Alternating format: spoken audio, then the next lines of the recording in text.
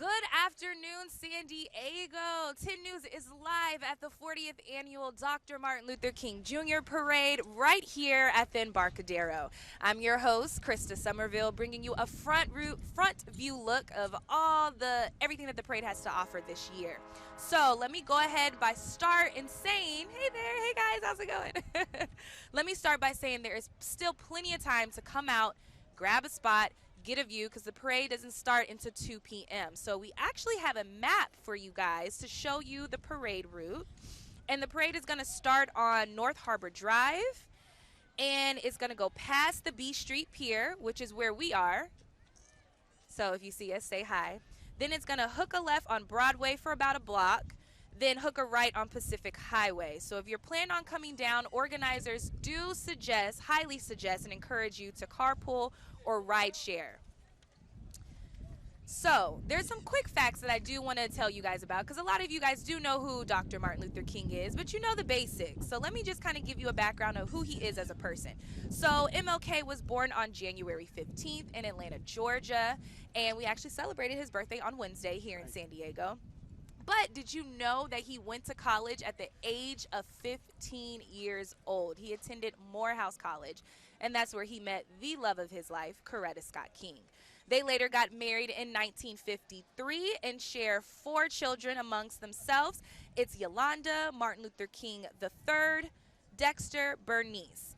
And also, another reason why his legacy is so important and why we celebrate it today is because, unfortunately, Dr. Martin Luther King was assassinated in Memphis on April 4th, 1968. And I've actually been to that now museum, and we'll talk about that a little bit later in the show. But I want to introduce first a very important man for today, Tahiti. Please tell me I got that right. Tayati. I've been practicing, guys, to get his name right, and I just butchered it. Tayati Howard joining me. Thank you so much. Thank you. I'm honored to be here. It's a pleasure as we celebrate the 40th annual Dr. Martin Luther King Parade.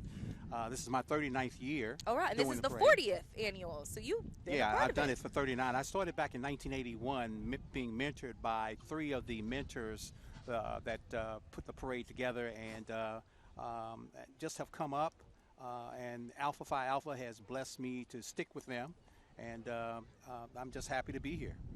We're happy to have you. Thank you. So let's just talk a little bit about the parade. What are we going to see today? What can people at home be excited to sit here and watch us on live stream and be excited for? Well, there's 2 big things that I think this parade is separated from most of the others around the country.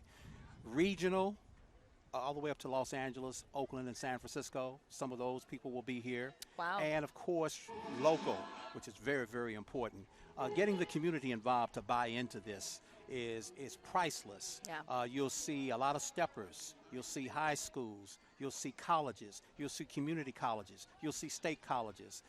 So in terms of turnout locally and regionally, San Diego, America's finest city, turns out for this parade. They do.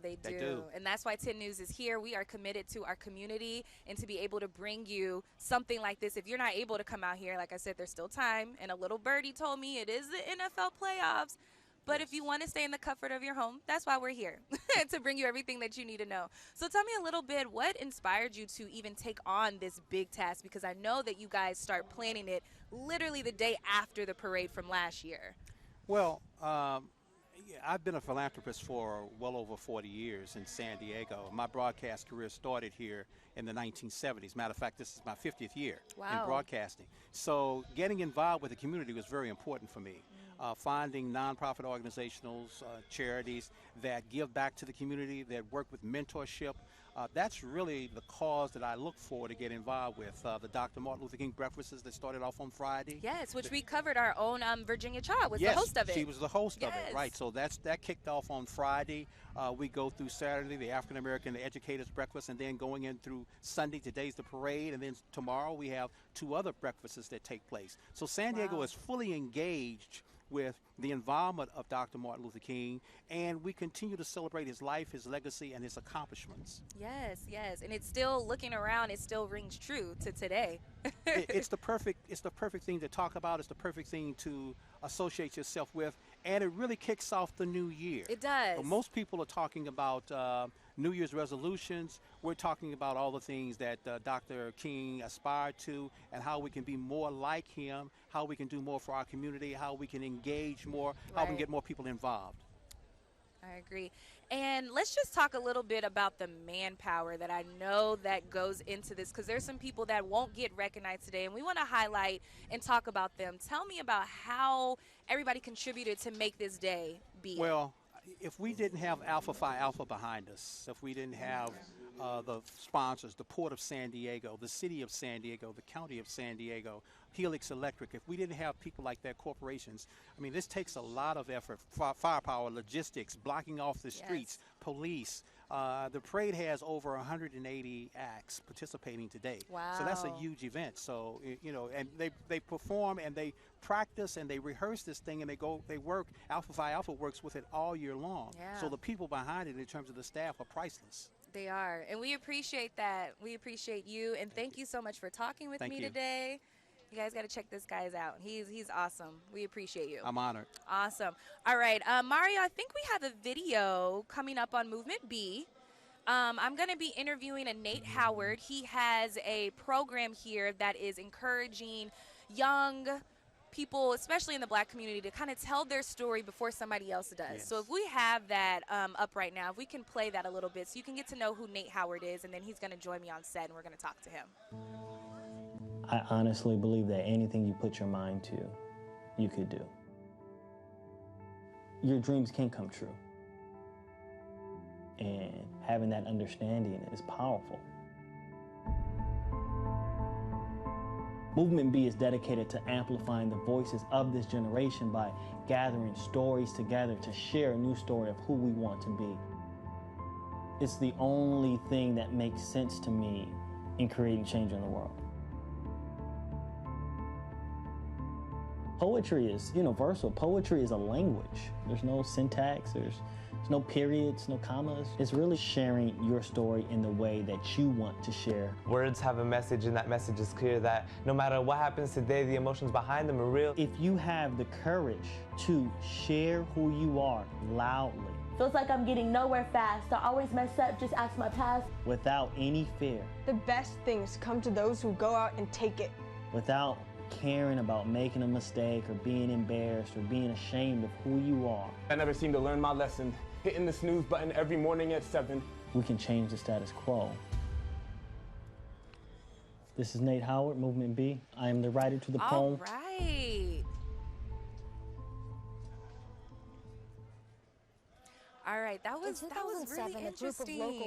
And thank you so much for all you do. I was telling Nate that I'm a little upset that I'm just now hearing about him, and I'm just now hearing about your movement. So go ahead and tell everybody what inspired you to even start this. Oh, no, thank you, thank you. Movement B is all about tell your story before they do. I was a student at USC. I was throwing a party. It was organized, registered. It was my senior year. 2 parties were going on, my party and a party across the street, who were friends of mine, but mainly white party goers. Officers came to shut my party down, mainly students of color, and told the house across the street to be safe. Wow. 79 LAPD officers came to my house in riot gear. They made a barricade on my street, 23rd and Hoover. I was handcuffed that night. Eventually, we had a protest the next day on campus and spoke out on the issues of racial profiling that we felt happened on campus. And then days later, I was going to graduate, and I realized this movement had to continue to keep going. Yeah, so there was something there. There's something there, right? Yeah. I mean, we made the front page of the LA Times and national news, and we're fighting the protests against racial profiling. Wow. I realized that this is our story, right? It's not just about it going out in the news and people, getting angry and not knowing what the solution is. So I came back to San Diego, went to my old high school, Helix High, and decided to start Movement B as an after-school poetry program because I realized the issue that I was dealing with was somebody telling my story, and that poetry is the voice of the unacknowledged world, and as a way of coping with the issues, this narrative therapy to deal with the issues I was going through. Completely agree. Thank you. Interesting. So just tell me a little bit about how this is making an impact right here in San Diego. Is there like a story that you can share with me, or somebody that you're mentoring? How impactful is this right here in our backyard? Oh, for sure. I mean, so Movement B started in 2013 with about 10 students after school at Helix High.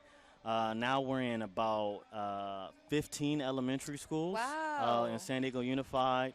We're in about 4 or 5 middle schools, Wow. 6 high schools right now, just all through San Diego Unified. We're also in the juvenile halls. We're in the boys' juvenile hall, urban camp, and the girls rehabilitation facility. Okay. So we're in a lot of different pockets, working the community college district, doing events all over San Diego, working with foster youth, youth impacted by homelessness, but really working with those populations where their story isn't heard. Yeah. And realizing how can we amplify those voices and stories and change the narrative. That's so true. And I don't know how many more times I could say I appreciate what you do, because that's very crucial, because as a young child, you're just kind of like, wait, what's going on? So to have that direction, to have that mentorship and somebody able to kind of guide you the right way already puts you right on the right foot, on the right path. And a lot of, unfortunately, kids that look like us start on the wrong foot already. For sure. Wow. So is there any recent projects that you have going up, or if a parent is watching right now and they're like, I want my kid to be a part of this, how can they do that? Yeah, you can go to movementb.org. That's movementbe.org. We live in a social media generation, so we created an app, and so students can share their poems, share their stories on the app. It's a safe space. You can be anonymous. And we tell people, that's the easy way to engage with Movement B if you're not involved in a program or a workshop. Yeah.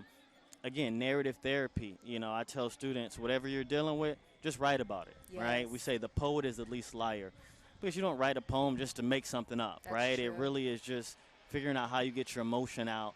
And, technically on Snapchat and Instagram, those aren't the best places in today's age for you to be yourself. Come on now. You're trying to find a filter. You're trying to be somebody else. And so we're really challenging young people to have the courage to be, right? And so, that's really the beauty in it at the end of the day. It's mindfulness and allowing, young people to realize that, it's going to be okay. Nice. Yeah. That's amazing. Thank you again, Nate, Yeah. for sitting down and talking with me. Thank you for having me. We appreciate you so much. Thank you. And I hope you guys got that. There was a thing that just run true with me is write it down, because that's actually how I got involved in journalism, is I love to write. Nice. So that's a good way to kind of see your voice on paper, and everything else is all she wrote. So thank you again. Thank you for having me. Awesome, awesome. So stick around. We'll talk a little bit later. Right now, so I had a couple of great reporters doing some stories, kind of amping up to today. And one of them is the Broadway Heights. We have that queued up, right, Mario? Alrighty, so as I told you before, on Wednesday was Dr. King's birthday, and a local organization in Broadway Heights debuted the neighborhood's newest promenade. And 10 News reporter, am I from the South? I did grow up in Dallas, but it's okay. 10 News reporter Rena Nakato gives us a glimpse, so let's take a look. In 2007, a group of local residents here did a 16-day tour of civil rights locations across America. When they came back to Broadway Heights, they were disappointed that they did not have a street named after Dr. Martin Luther King. So for the next 12 years, they worked with the city of San Diego to make it happen. Last February, council voted 8-0 to rename Weston Street to Dr. Martin Luther King Jr. Way. It's not just a street, though. It's called a smart promenade. Each pillar has a barcode. People can scan it with their cell phones and learn more about the civil rights leaders featured on it. Today's the first annual MLK Jr. laying of the wreath at this brand new location. Local students were invited to take part. Neighborhood leaders want Dr. King's legacy to continue on long after they're gone. I just want them to be happy and rejoice this legacy of Dr. King, and let's continue to think about civil rights and human rights, that we all matter, that we all are equal.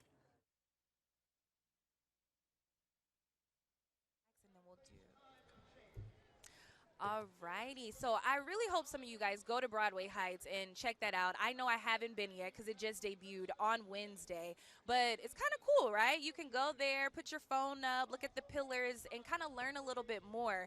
And we don't want today to just be a history lesson, so we're going to have so many other fun things to talk about and to do. The parade starts in about 10 minutes here at the Embarcadero. There's a couple people, as you can see, already gearing up. There's some people behind me already. Oh, wow. That grew over the past 5 minutes. It wasn't that many people before, but still, come on out, grab a spot, and say hi if you see me. Alrighty. I know it's a couple of things that you didn't know, but I kind of want to tell you Dr. King's ties to San Diego, because I found this incredibly interesting. And all of this is according to the San Diego History Center. So Dr. King actually visited San Diego the year before he was assassinated. He visited San Diego in 1964. And I think we have some information on that that's going to come up on your screen in a minute. And it was arguably at the height of King's most celebrated period after giving his famous I Have a Dream speech. That's a speech that we all know so well. And he was also named Time Magazine's Man of the Year in 1963.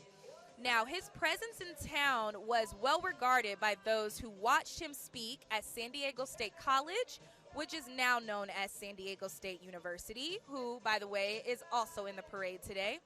And he also spoke at California Western University, which is now known as Point Loma Nazarene University. Now, when he was here, like I said, he spoke at those colleges, and I just want to show you guys a little speech.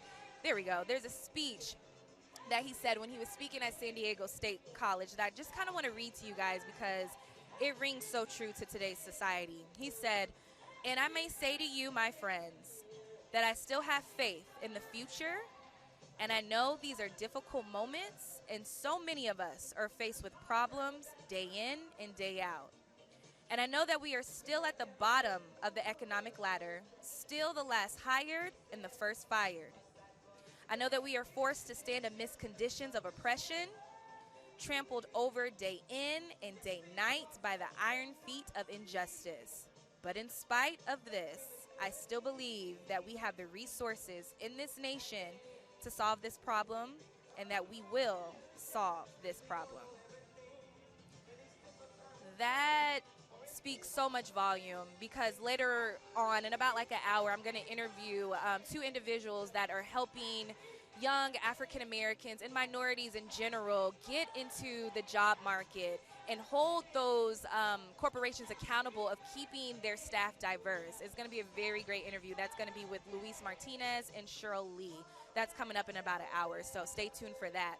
I want to talk about one of these group of kids who put together this float that you will see in today's parade today. They are actually the welding students at San Diego Continuing Education. And we have that, right, Mario? We have that package coming up. No worries. So for almost a decade, the welding students at San Diego Continuing Education have been a part of the parade. So 10 News reporter Jaron Aarons tells us how they're turning what they learned in class to a tribute to liberty. It's got 10,000 notches. This has been one of the most tedious, labor-intensive floats that we have done. More than a mile of wiring. I just hope it doesn't fall apart while we're driving down the road. And a message of liberty on a large scale. It's definitely an honor to be able to work on a project like this. This Liberty Bell replica is the San Diego Continuing Education welding class's entry for the MLK Day Parade. The parade theme every year is Let Freedom Ring. So every year you have to come up with something that revolves around Let Freedom Ring. Second semester student Josh Zazueta has been involved since day one. At first it was fun, and then after a while it became tedious. But between the thousands of hours of welding, folding, bending, and moving, trying to get as many bars on the cart as possible. Zazueta and his classmates learned what it takes to bring a project from start to finish. This is a real world project. We have a deadline, we have a budget. With the regular welding, there's like a little bit of problem solving and stuff to do with it, but with that, it's definitely a lot more like encountering issues that we're just, all of us are like, how are we going to solve this together? And they learn about the spark of freedom Dr. King brought to the world, a message welded into every aspect of the float. The Liberty Bell basically tells us that what he aspired for was accomplished. Looking at things how it used to be and how it is now, a lot of things has changed.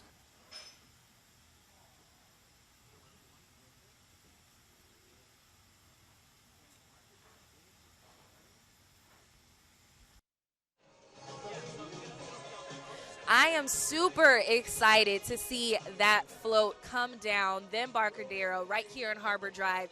Did you see the Liberty Bell? They welded that, and I can't imagine how long that took them to put that together. So we appreciate them giving a chance to come and kind of give a sneak peek behind the scenes, because most of the time we don't get that. We just sit here and we watch the parade and we gaze at the hard work that they put into it, but we don't really get to see what goes in behind the scenes. So thank you, Jaron Aarons, for doing that for us. And as I look around the Embarcadero right now, there are families of all different ethnicities, from all different neighborhoods here in San Diego, and it just proves that Dr. King's dream lives on right now. The parade is organized by the local chapter of Alpha Phi Alpha Fraternity, which is also the fraternity that Dr. King was a part of. They also hosted the MLK Breakfast on Friday, which our own 10 News Virginia Cha hosted. And as we're panning right now, you see everybody just kind of hanging out, waiting for the good stuff to start. Oh, there we go. There's some marching bands getting ready to go. Dr. King was a civil rights activist from the 50s and the 60s. He led nonviolent protests to fight for the rights of all people. So it seems like they're getting underway right now. So let's kind of tune in and see what they're going to say. My name is Dr. Tayani Howard. It's a pleasure to be here. It's my 39th year calling the parade, started back in 1981. I want to thank, first of all, special thanks to the County of San Diego, the Unified Port of San Diego, the City of San Diego, NBC TV 7 Telemundo, Helix Electric, Alpha Phi Alpha, and of course the Zeta Sigma Lambda chapter for putting this on. Most people do not know how hard it is. Right now we're gearing up for the start of the parade. We're just a few minutes out, you guys. I'm super excited because I know a lot of these people put in so much time to get these floats and parades together. So if you have it up, Mario, we can punch up that map again, just in case you're trying to hurry up and put your clothes on and make your way down here. Keep in mind there are some road closures. Harbor Drive, to be specific, that's where the parade will be coming down. Excuse me. So it'll come starting on North Harbor Drive, make a left on Broadway, and then it's going to hook a right on Pacific Coast Highway, and that's where the parade is going to end.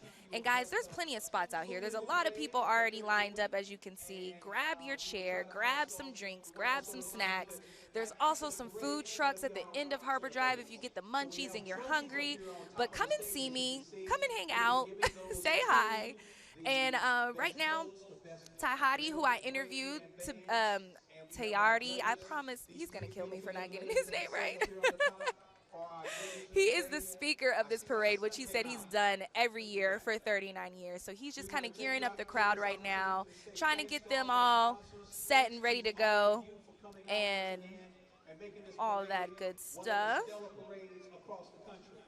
Martin Luther King Jr.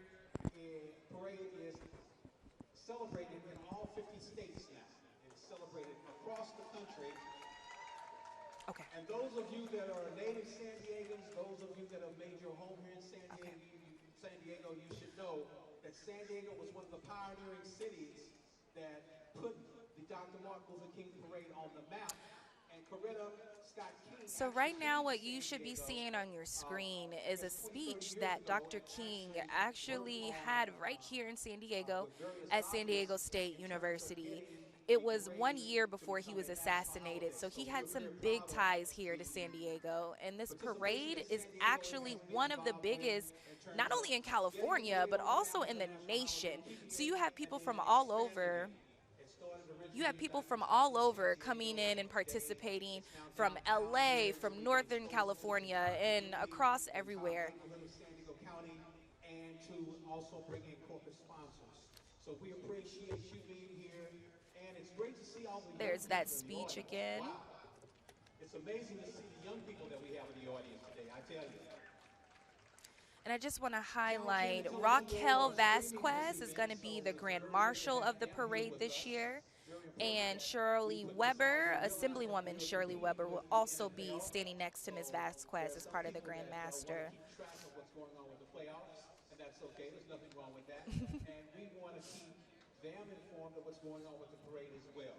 We're approximately about 5 minutes out. 2 o'clock should be about parade time. All right. It is parade time. It's 2 o'clock on the dock, and as we said, 108 organizations are participating this year. So it's going to be a lot of creative things you're going to see coming down Harbor Drive, and I know they put in so much time to do that. We're also having or expecting more than 15,000 spectators. As you can see right now, they're all lined up along the street. The marching band is rehearsing at this moment, and they're getting ready for this. This is a huge parade that happens around this time every year here in San Diego. And it seems like the crowd just gets bigger and bigger. And let me tell you, 10 News, we got the best spot. We have the best view right here next to the Grandmaster stage. We get all the action. Right behind me is where all the bands and the drill teams are going to stop and perform, because I have to remind you that this is also a friendly competition. So not only did they put in so much work on these floats, they're competing. They are competing. So if you're watching us live on Facebook, go ahead and comment which float is your favorite, who you're expected to see. Join the conversation. There's also a royal court. There's going to be, like I said, some drill teams and some dances going. I'm getting word actually right now that the parade has started and we have kicked off. But where we are, we're kind of towards the end of Harbor Drive, right in front of the Port of San Diego. But like I said, we have the best view, so stay tuned. So as they come down, I'll be able to kind of tell you who they are, how long it took them to put this parade together, and everybody else participating. Please welcome Mayor Lemon Grove, Grand Marshal Raquel Vasquez. And like I told you and mentioned before, Raquel Vasquez is the Grand Marshal this year. She is actually about to speak right now, so let's listen in.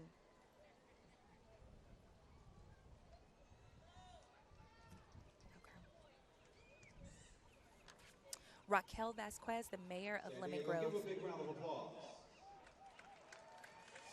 Anybody here from the city of Lemon Grove out there? Got a few Lemon Grove people? Okay, good.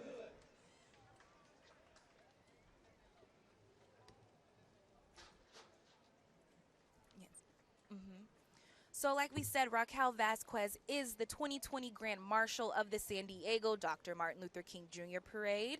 She is the mayor of Lemon Grove, and Mayor Vasquez proudly serves the city of Lemon Grove, as I said, excuse me. She is the first African-American female mayor to be elected in both the city of Lemon Grove and the county of San Diego.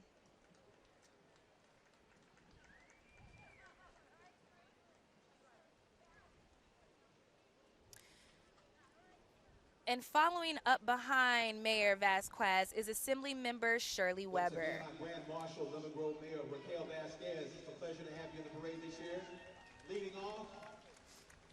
Assembly Member Shirley Weber represents the 79th District and serves as chair of the California Legislative Black Caucus. Dr. Weber believes that the best way to honor the legacy of Martin Luther King is to continue the work he started.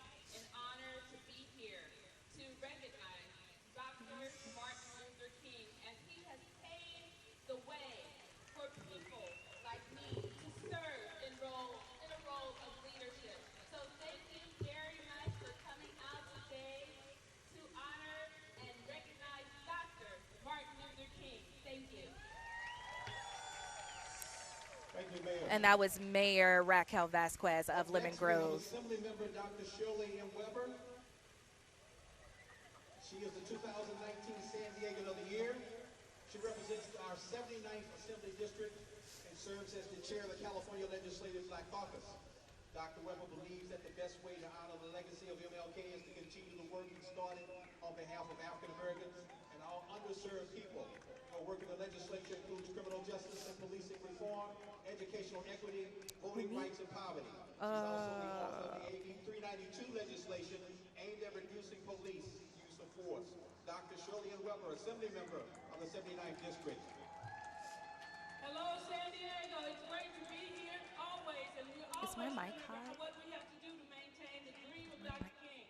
All of us remain vigilant, refusing to go backwards, but always going forward. Thank you so very much. We love you, San Diego. Thank you, Dr. Weber. Up next, we have San Diego City Council President Georgette Gomez. The Office of Council President Georgette Gomez is happy to participate and celebrate the MLK holiday with the community. Hi, guys. There you go. There's Georgette Gomez, the City Council President. Georgette Gomez. And typically how you start off these parades is recognizing the people that are doing good work in the city, that are also shining light in ways also honoring Dr. King's legacy. Up next, we have Here's a quick little fact. There are 730 streets in the entire country named after Martin Luther King Jr. There's one actually right here in San Diego, and also the 94 freeway is named after Dr. King. Interim mayor in 2013. Todd currently is the majority whip in the California State Assembly, representing the 78th Assembly District, which is comprised of the cities of Coronado, Del Mar, Imperial Beach, Solana Beach, and the central coastal communities of the city of San Diego. Please welcome Assembly Member Todd Gloria. And Todd Gloria is actually a nominee for mayor this year, and he's a native San Diego and a former District 3 council member. He represents cities of Coronado, Del Mar, Imperial Beach, Solana Beach, and the central coastal communities of the city of San Diego.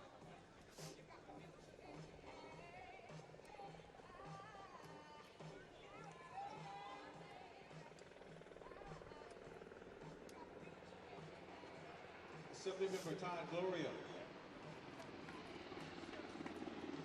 Followed by San Diego City Council Member Monica Montgomery. Councilmember Monica Montgomery is the councilwoman of District 4 in the city of San Diego. District 4 had a record-breaking voter turnout in November of 2018, the highest in the past 30 years. The people obviously have spoken.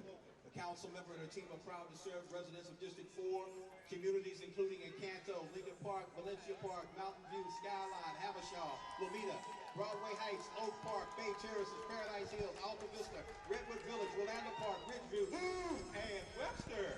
And just a little bit more about Dr. King. In 1963, Dr. King helped organize the famous March on Washington, where he held his infamous "I Have a Dream" speech. His speech shined light on the end of segregation in public schools, protection from police abuse, and to get laws passed that would prevent discrimination in employment.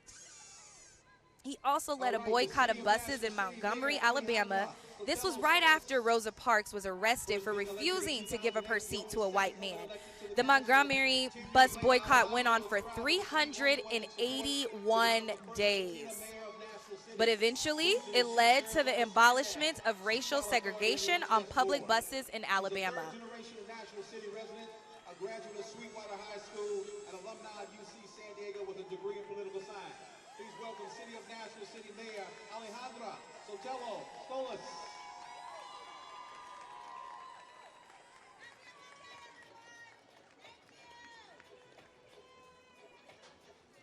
Up next, we have San Diego City Council President Pro Tem Barbara Breen.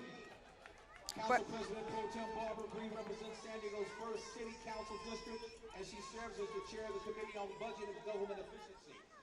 Breen is also serving as vice chair of the Public Safety and Livable Neighborhoods Committee, and she's a member of both the Committee on Rules and the Committee on Economic Development and Intergovernmental Relations. She was sworn into office on December 12, 2016. San Diego City Council President Pro Tem Barbara Breen. Barbara Bree is also a nomination for San Diego City Mayor. She was sworn into office on December 12, 2016, and we're happy to have her here as well with Todd Gloria. Midwestern United States, most of her childhood, though, was spent right here in America's finest cities, with the bulk of her education being at public schools in San Diego Unified School District. Education has made all the difference for her in her journey. And she's running for the position. It's very important to see a lot of your local congresswomen, congressmen, and people on city council here supporting Dr. King's legacy, because this is what it's about. It's about being and serving the community. So we're very appreciative as San Diegans, but also as 10 News, to have these leaders right here, part of the parade.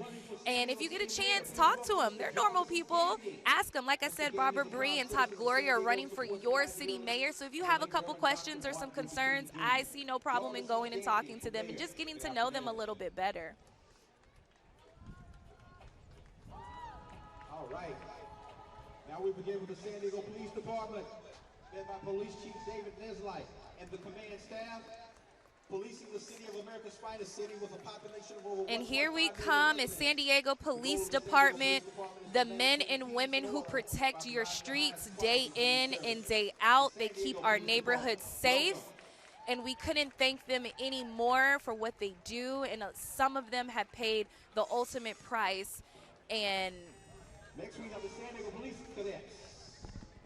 Always good to see them. Excuse me. The San Diego Police Pardon me, I Cadets. sneezed. Some of them have paid the ultimate price in sacrificing their life in the line of duty, and we appreciate everything that they do. They helped organize and keep these streets safe, and we're able to organize and block off a couple of these streets so a lot of our spectators will have somewhere safe to sit and watch. There's Chief David Nislett. Sheriff Bill Gore, the 29th Sheriff of San Diego County. The department is overseen by the county's 29th Sheriff William D. Gore. The Sheriff's Department is represented today by the command staff, the deputies, the explorers, the volunteers, and the professional staff employees. The San Diego County Sheriff's Department. And following right behind them is the San Diego County Sheriff's Department, and we appreciate everything that they do. They're being led by Sheriff Bill Gore, who is the 29th Sheriff of San Diego County.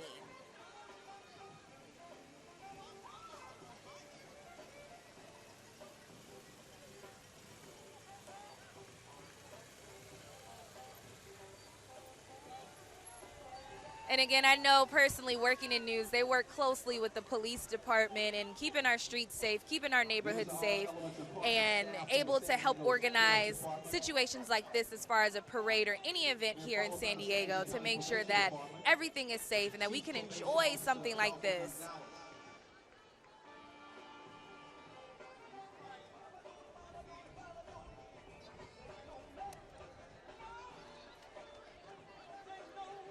San Diego County Probation Department is led by Chief Probation Officer Adolfo Gonzalez and is committed to reducing recidivism and protecting community safety. Through the empowerment of probation team members and client-centered partnerships, they will inspire and guide towards opportunities to be successful. They will be innovative through evidence-based and sustainable approaches in promoting public safety. The Probation Department has been serving the County of San Diego residents since 1907, and today probation officers supervise more than 12,000 adults and juveniles in the community and another 300 in juvenile halls and urban camps. Probation officers provide offenders with alternative custody and have assisted thousands to achieve a lawful. Hey guys, so right now I hope that you're enjoying what we have so far. Like I said, in the beginning of the parade, we do show a lot of our city leaders, the people who protect our roads and streets and keep our neighborhoods safe. So coming up soon, we'll be able to see a lot of the high schools and the organizations, the fraternities, the bands, the drill teams. They'll be able to kind of show off everything that they've been working so hard for the past few weeks momentarily. Just a few more things about Dr. King. As I was saying earlier, Dr. King was awarded the Nobel Peace Prize in 1964 for his role in opposing racial segregation and discrimination through nonviolent protests and other means. And I feel like that's another reason why his platform is so important to us, because he always pushed nonviolence. There's Chief Officer Adolfo Gonzalez. And like I said, as I look around the Embarcadero, his dream still lives on within us. There's people here of all different ethnicities, all different neighborhoods, walks of life, testimonies. Coming up next is San Diego District Attorney Summer Steffen. Especially for the most vulnerable in our community. DA Summer Steffen leads the second largest DA's office in California. She and her team are working every day to prevent crime, deliver fair and equal justice, and to keep America's finest cities one of the safest big cities in America. Walking with her today are members of the District Attorney's Office and the Bureau of Investigation. San Diego District Attorney Summer Steffen. Summer Steffen has devoted her life to protecting victims of crime, especially for the most vulnerable in our community right here in San Diego. She says she's working hard every day to prevent crime, deliver fair and equal justice, and keep San Diego one of the safest big cities in America. Michael Doan, Executive Command Staff. The San Diego Fire Department proudly serving the community of San Diego by providing the highest level of emergency and rescue services.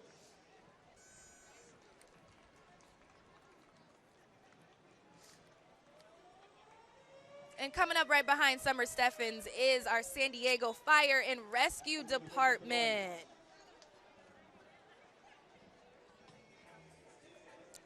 The fire department proudly serves the community of San Diego by providing the highest level of emergency and rescue services. And I can say, as a citizen of San Diego, but also somebody who works in news, we do appreciate everything you do, especially during wildfire season, which is so crucial here in California. So we appreciate you guys being on the front lines and doing what you can to protect our homes and to protect our families. Thank you so much.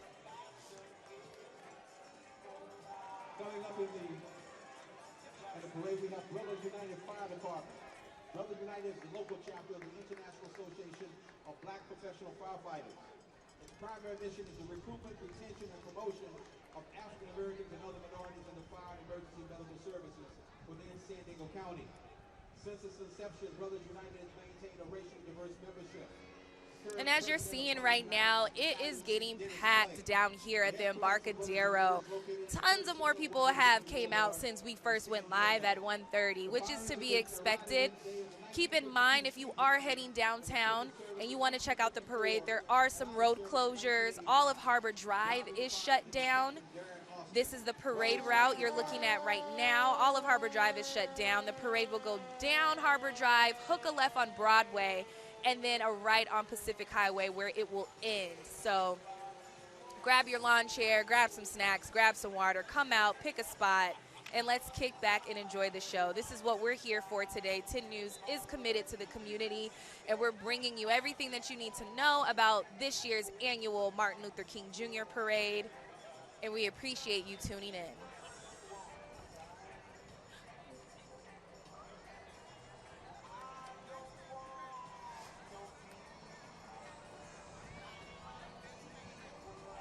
Please welcome the Escondido Police Department, led by Captain Eric Staja. The Escondido Police Department is led by Chief Chris Carter. The police department. And what you're seeing now, I know you're like, okay, there's another fire truck. Okay, there's another police officer. But every single police department from cities surrounding San Diego is here in support of Dr. King. And if that's not commitment, guys, I don't know what is. And we appreciate everything that they're doing for us.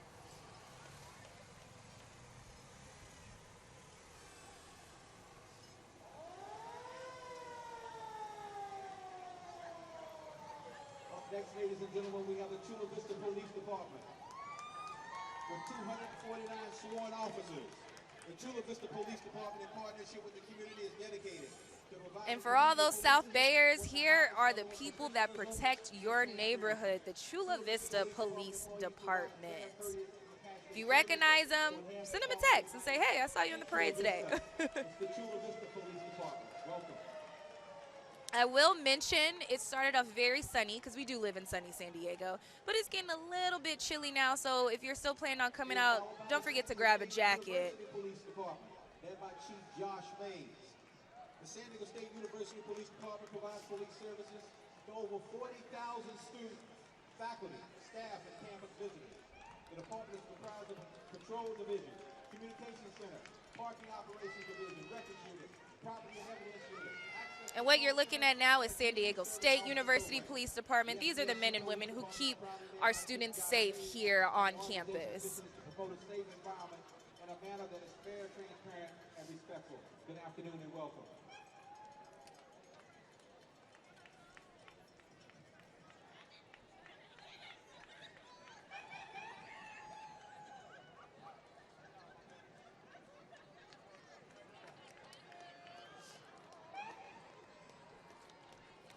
And as I mentioned before, the parade is organized by the local Alpha Phi Alpha Fraternity chapter, which is also the fraternity that Dr. King was a part of. They also organized the MLK breakfast on, on Friday. And Alpha Phi Alpha is the oldest African-American fraternity in the country. You snuck right by me. Ladies and gentlemen, please welcome the San Diego Harbor Police Department. The law enforcement authority for the Port of San Diego. The mission of the Harbor Police Department is to provide police and marine firefighting services within the jurisdiction of the Port of San Diego. Our services include professional law enforcement, support staff, and interacting with the public to ensure a safe and secure environment at San Diego International Airport, San Diego Bay, and Port Thailand. In 1983, President Ronald Reagan signed Martin Luther King Jr. Day into law. That day is tomorrow. And one thing that I learned when I was here, when I was speaking to some organizers, is that Coretta Scott King, his wife, was actually the woman who helped make it a federal holiday. And she traveled right here to San Diego to make that happen. So I'm just super impressed that there's so many ties to San Diego that Dr. King has, and it shows today as to why this is one of the biggest and largest parades here on the West Coast, let alone in the country.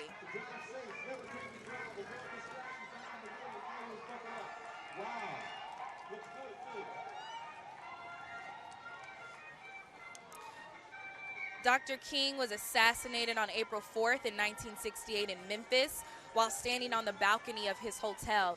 And if none of you have had a chance to go and visit, I highly, highly recommend it. I myself have been a couple of times, and it is very impactful. You learn so much from it. There's actually a woman who was a child when he was assassinated that is still there to this day.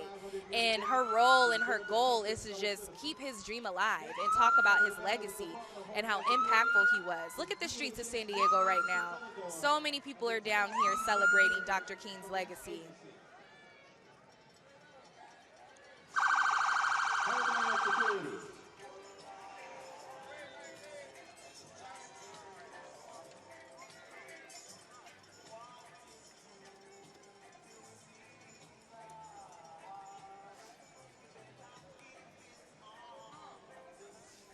That's such a beautiful shot.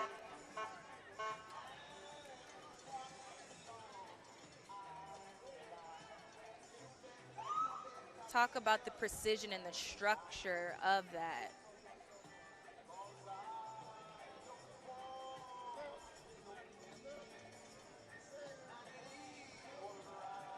And here we have the Department of Homeland Security also coming down and being a part of the parade.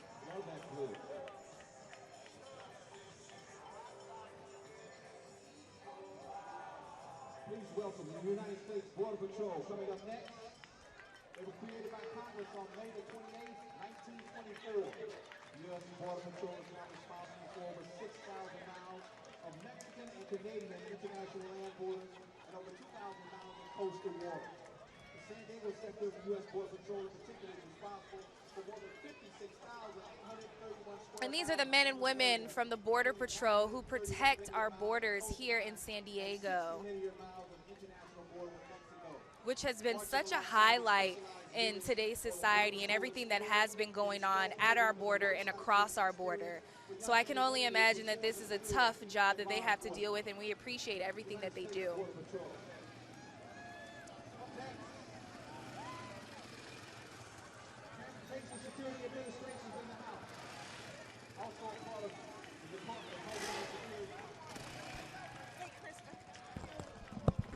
One second, Mario. Take this off because we're live and I'm going to whisper. These mics are hot. I didn't want to interrupt you. You look beautiful. You said bright color. I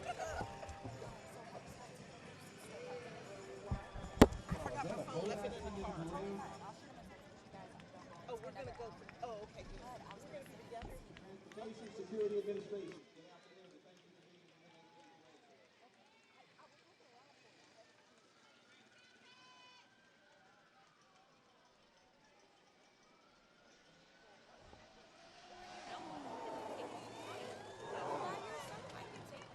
I thought he was coming to give me a ticket.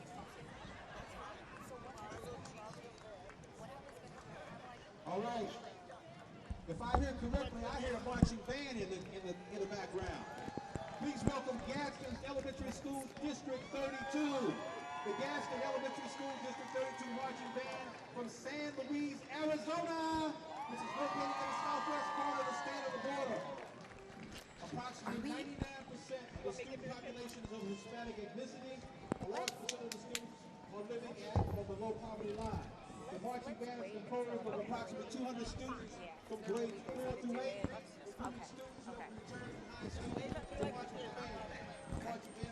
Yes, I can. So right now, this is Gadsden Elementary School District, and they're coming down right behind. Elementary School District number 32 marching band. So this is the Gadsden Elementary School District number 2 marching band. They're from San Luis, Arizona, so they traveled all the way over here to be a part of San Diego's Martin Luther King Parade. The marching band is composed of approximately 200 students from grades 4 through 8, including students who have returned from high school to march with the band. The marching band has been highly recognized as both state and local levels. Along with being awarded numerous first place trophies, they are the pride and joy of San Luis, Arizona. The marching band performed in Martin Luther King Jr. Parade in San Diego, California, first in 2013, 2014, and 2015. So we're super excited to have them back here again in 2020. And one cool fact about this marching band, they're global. They actually performed in the 2019 New Year's Eve parade in Rome, Italy. Talk about dedication.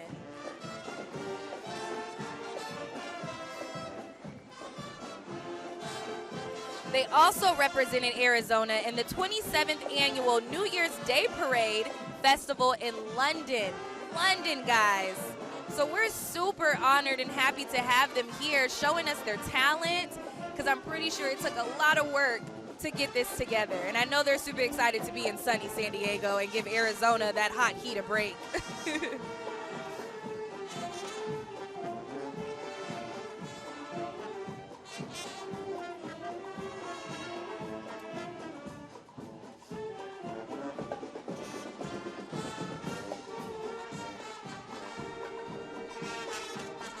And as I've said before, Dr. King's legacy lives true within the streets of San Diego. He pushed for equality for all people, not just black people, but for all people. So it's a joy to see these kids of all different ethnicities here supporting and honoring his legacy.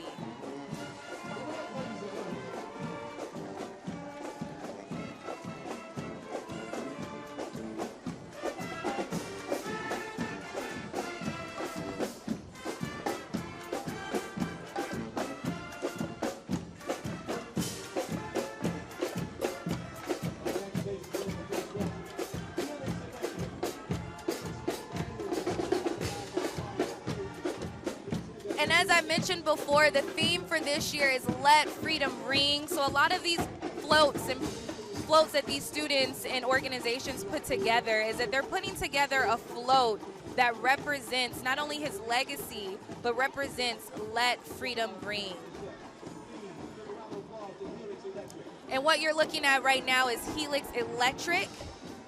Helix core values are not to compromise on equality and safety, but each individual accepts responsibility and will be accountable for achieving extraordinary results.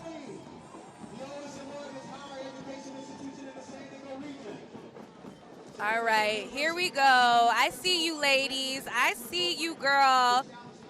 If you already can't tell, these are the Aztecs. This is San Diego State University, which is the oldest and largest higher education institution in the San Diego County. There's the drill team doing their thing, and right behind them is the marching band. And behind the marching band is, of course, the students, the heart and the core of the university.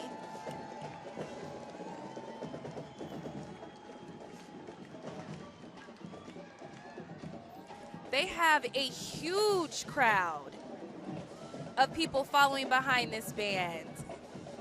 And it's so good to see the local universities and colleges participating in this parade. And if you're a sports fan, the Aztecs men's basketball team is killing it right now. So go ahead and purchase some tickets and support the guys, because they are really killing it right now. At last check that I know of, that they were undefeated. Correct me if I'm wrong, but hey, 7-0 is good for me.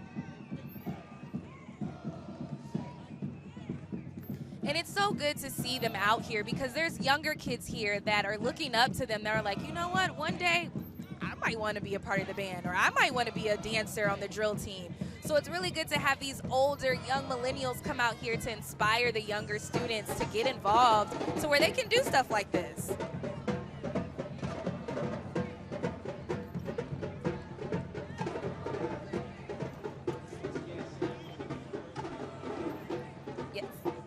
And as you see behind me is San Diego State University. And like I said, the men's basketball team is actually doing really good this year, so you guys should check them out. And as you can look now, their float is coming up right behind me. Wow, they have a lot of people here, you guys. This is a lot of people I've seen so far. So I'm interested to see how the other colleges and universities measure up to San Diego State. So what we're about to show you right now is part of their float. And I'll read a little bit on the top. It's Martin Luther King Jr. quotes of love. Hatred paralyzes life, love releases it. Hatred confuses life, love harmonizes it. Hatred darkens life, and love illuminates it. And like we said before, what was so important about Dr. King's legacy is that he always preached and pushed non-violent protest and to protest in peace.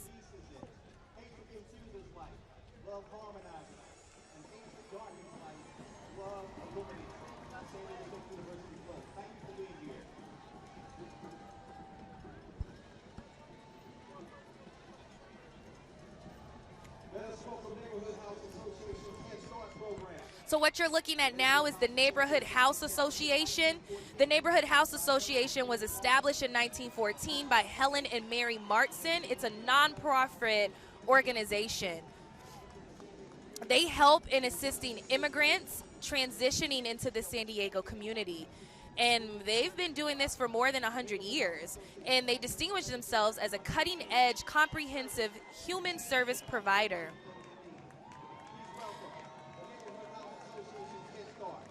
More than 3.5 million individuals have helped through the various social service programs that they offer, which include food distribution, education, healthcare, employment services, youth programs, and senior services. Thank you for all that you do.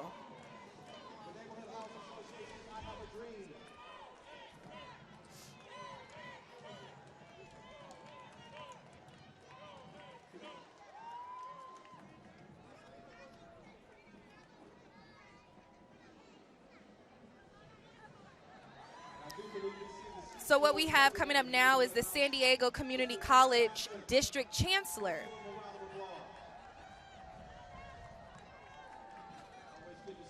And following behind the chancellor, as you can see, all these little humans, all these little kids out here in their buggies, in their interpretation of a float. I see a couple of I Have a Dream floats. I see the cutest little girl in this yellow dress right there holding a Martin Luther King sign.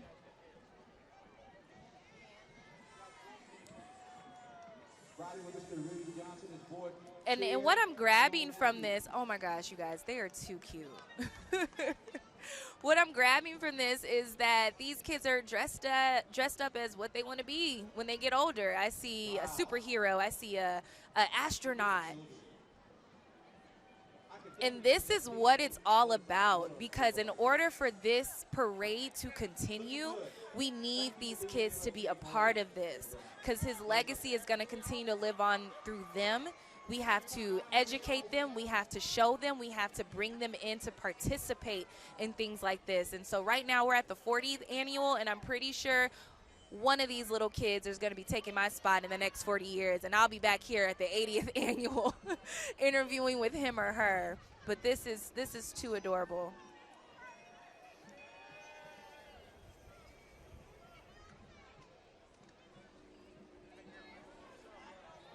Is everybody enjoying the parade right now?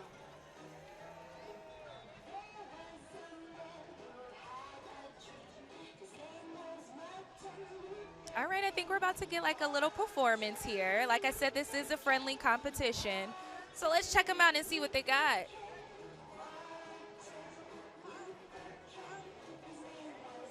I think I figured out their secret weapon. They're using the kids. They're using the kids to get some brownie points in this. And how could you not vote in like this?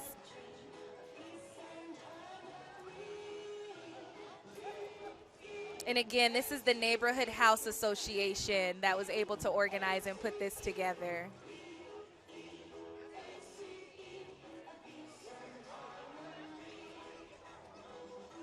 And what they're promoting right now is peace and harmony. As I've said time and time again, that was Dr. King's platform, was peace and unity and nonviolent protest.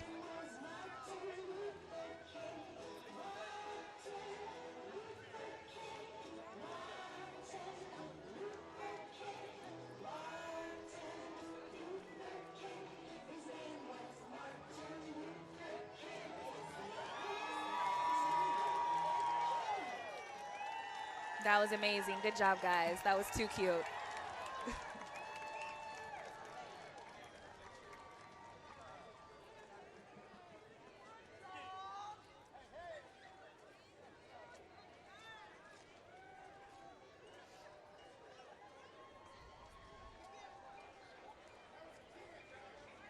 Thank you, neighborhood.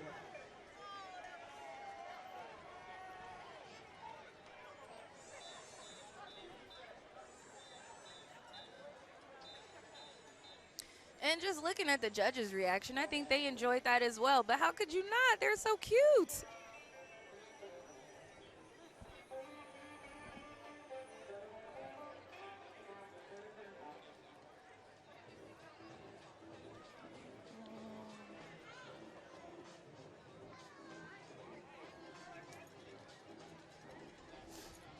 And look at everybody that's here participating and coming out on a Sunday. We're still looking at the neighborhood house. There we go. There's a little doctor, a little nurse on our hands. I see a little chef there. I see some princesses among them. And like I said, this is what it's all about, is getting these kids out here to participate, because these are the memories that they're going to hold on to forever. And they're going to be like, why don't I do this again next year and the year after that? And hopefully when they have kids, they'll still bring them back out here and participate. And the annual Dr. Martin Luther King Parade here in San Diego can continue to live on.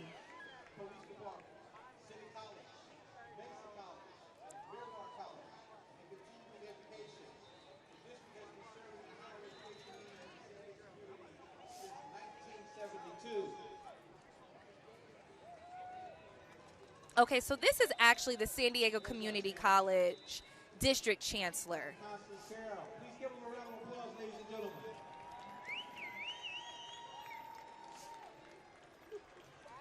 Chancellor, it's always good to see you. Thank you for everyone who's coming out and all the young people that come to college. All the young people need to come out, get in college. Did you hear that? All the young people need to come out to City College, guys. Education, not incarceration. Just remind you, she's chancellor now in the universe.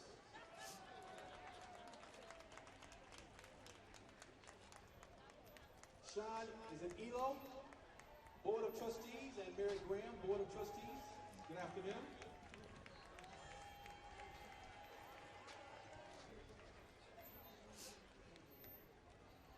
Up next we have Mr. Craig Milgram, Board of Trustees, and Bernie Reinerson, Board of Trustees.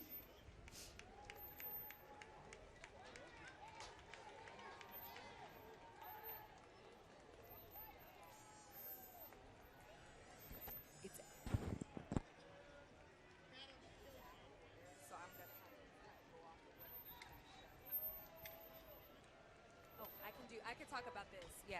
I'd like to welcome Caesar Chapman. Alrighty, this is actually San Diego City College with their float. And what they're trying to speak and say here is education, not incarceration. Their float demonstrates how Dr. King's message of the power of education is the key to breaking down the system of mass incarceration. Education is the key to ending the vicious cycle of oppression. In California, it's an average of $81,000 are spent on housing inmates and keeping in particular, black and brown boys in the prison system. While at the same time, the California Community Colleges only receives about $8,300. So that's just to put a little things into perspective, to educate students per year. So what they're pushing right now, which is the San Diego City College, is education, not incarceration, is their theme in honor of Dr. King's legacy.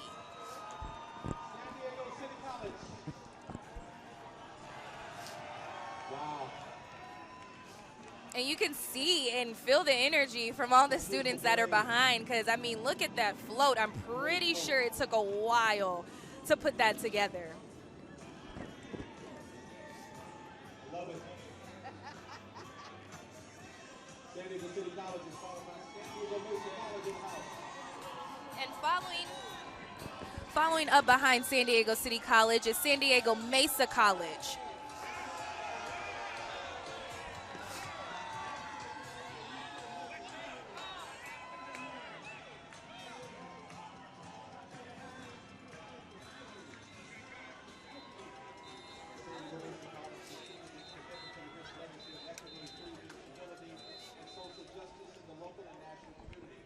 And San Diego Mesa College says that their float design celebrates the history of civil rights movement by presenting images from the past, present, and future struggling for equality. Yeah, if we can zoom in on that, you can see a couple of students happy about their work and able to show it off for you guys. They say MLK Jr. famously framed his dream not around himself and his experiences, but around the future that his 4 children could enjoy free of bigotry. Immediately followed by San Diego Miramar College. If you're looking for college where your professors and counselors know your name and an atmosphere of friendliness and warmth, you belong to San Diego Miramar College. And coming up behind San Diego Mesa College is San Diego Miramar College. And as you can see in their float, it's a float showing a floral display, and it looks like a couple of pictures of Dr. King and some peaceful protests.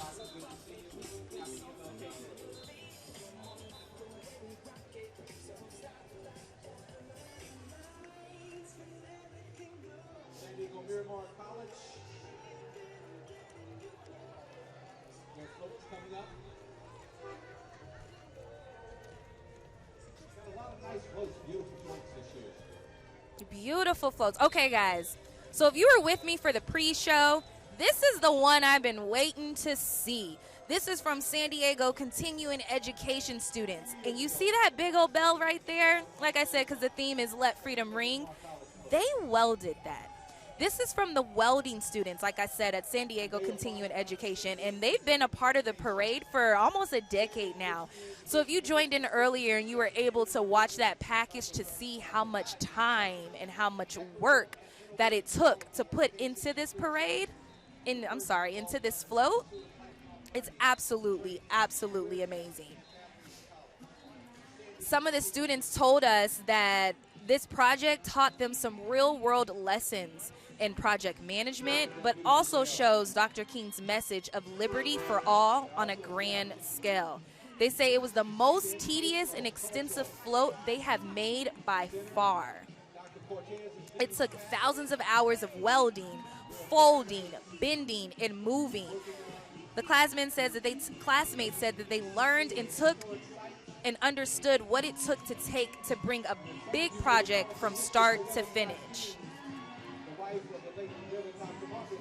And if you really like this float and you want to see it, what they do is, this float and others from previous parades past, is that they display it at the university in Mountain View. So if you want to check it out, head over to Mountain View and you can see this welded Liberty Bell up close. That's just amazing. Absolutely amazing.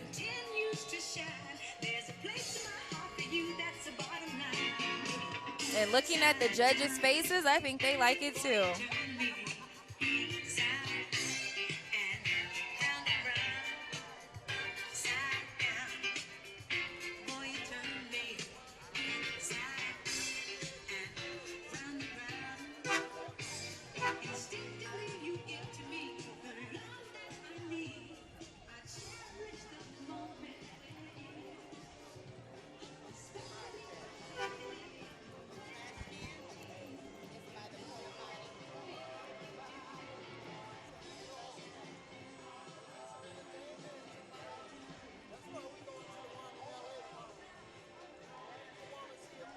And it looks like we have some student ROTC members out here as well.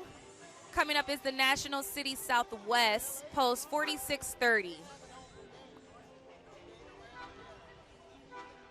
Up next, we have VFW Post 4630, the Veterans of Foreign Wars of the United States Local Post 4630, located in National City. VFW Post 4630. This group is located in National City, and they honor our local veterans, which we know San Diego is a big military town. And we appreciate everything that our current soldiers are doing and our veterans as well. Alfie Harris. Commander Harris is a past state commander of the VFW in California and the first African American state commander. Please welcome the VFW Post 4630.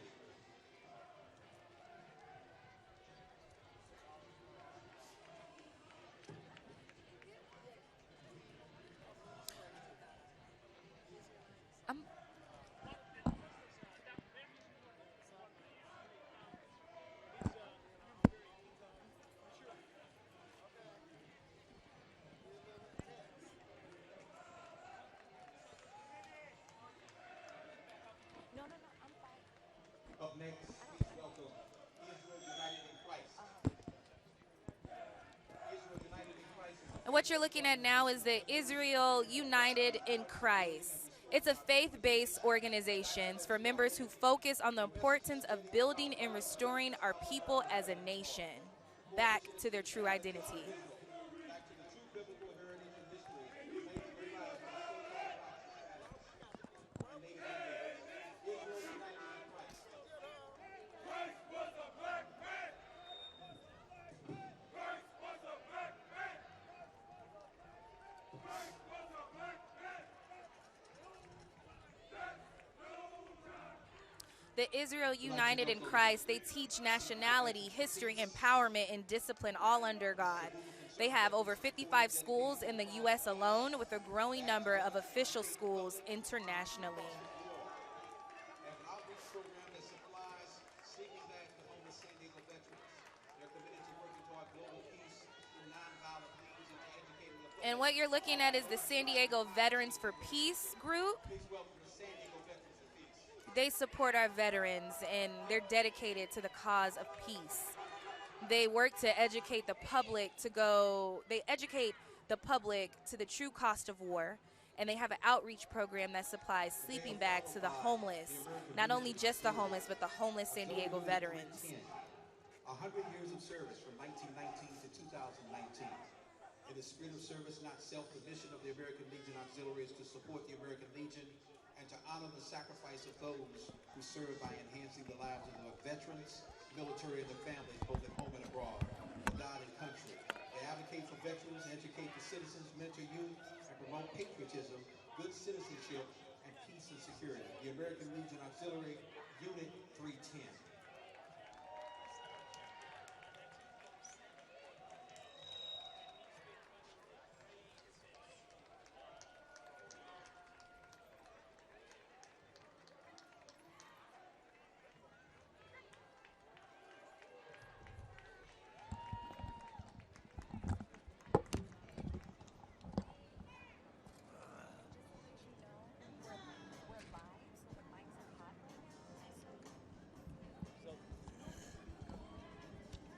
Give another round of applause to our veteran organizations and our American Legion. Dennis T. Williams, Post number 310.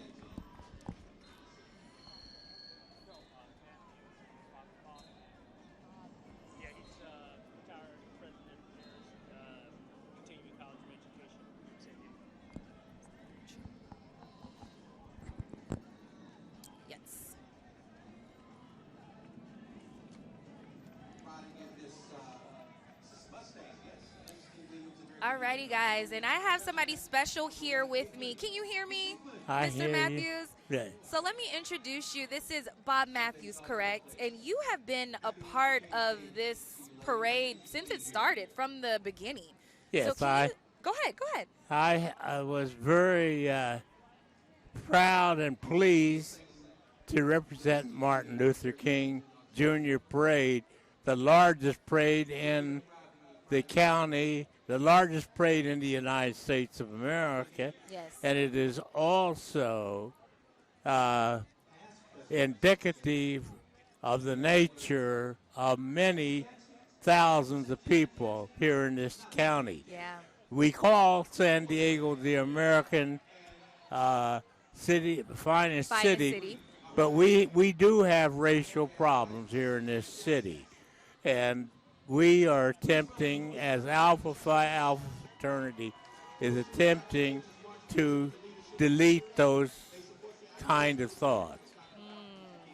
And to make it more of more equal and more of equality, which is something that Dr. King stood for in his legacy. Well, you can see with the thousands of people that are participating is that we have hope for the future. Yes, we do. We have to. We have to have hope. So tell me a little bit, since this parade's been going on for 40 years now, what have you seen changed over time for the better?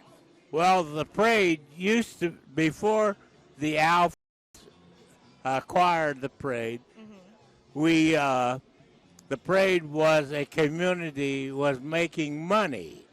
And the Alpha Phi Alpha Fraternity decided they would make this a community parade. And they got Coretta Scott King permission to do it. Right, because I heard that she actually traveled here to San Diego to push for that.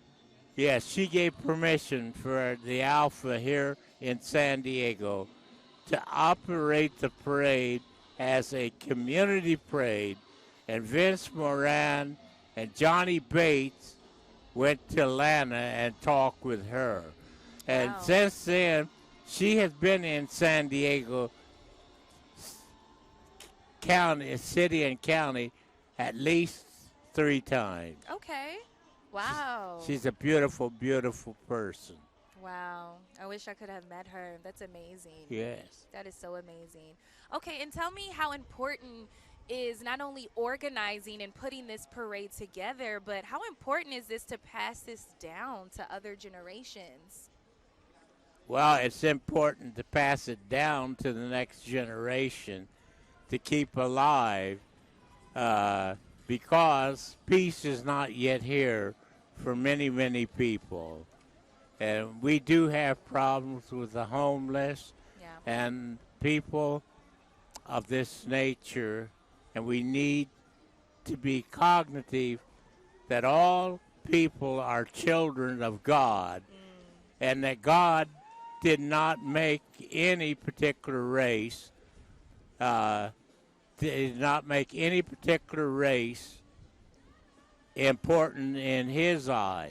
Right. And actually, when you look at the world in general, you will find that on the African continent and on the Asian continent, you will find tribes of people that you can identify. But there is no such thing as a white race. The whites are not a race. Gotcha. So let me ask you this. Like, what is one of your favorite things to look for the parade? What gets you excited about the parade? What's your favorite part? My favorite thing in the parade varies from year to year, depending on what is in the parade. This year, the Gadsden, Arizona group, yes, they are my favorite because they have come the longest way, and they are one of the largest group, and they have been here for the past 4 years. Wow. Yeah, who he's talking about is the elementary school that you saw in all blue. They kind of didn't open up the parade, but they were in the very beginning, and they traveled all the way from Arizona. Well, you really find uniqueness when you find an elementary school band. Yeah. And the Gladstone School District is very, very supportive of the ideals of Dr. Martin Luther King, to the point they send so many to our parade. They do. They do. And that's amazing. That's amazing. Thank you for everything that you do, that you have done. I mean, this parade this is the 40th year, and it's still going and it's kicking, and there's hundreds, if not thousands of people here. And I know it's pretty amazing to see 40 years later that this is still alive, well, and kicking. So thank you so much.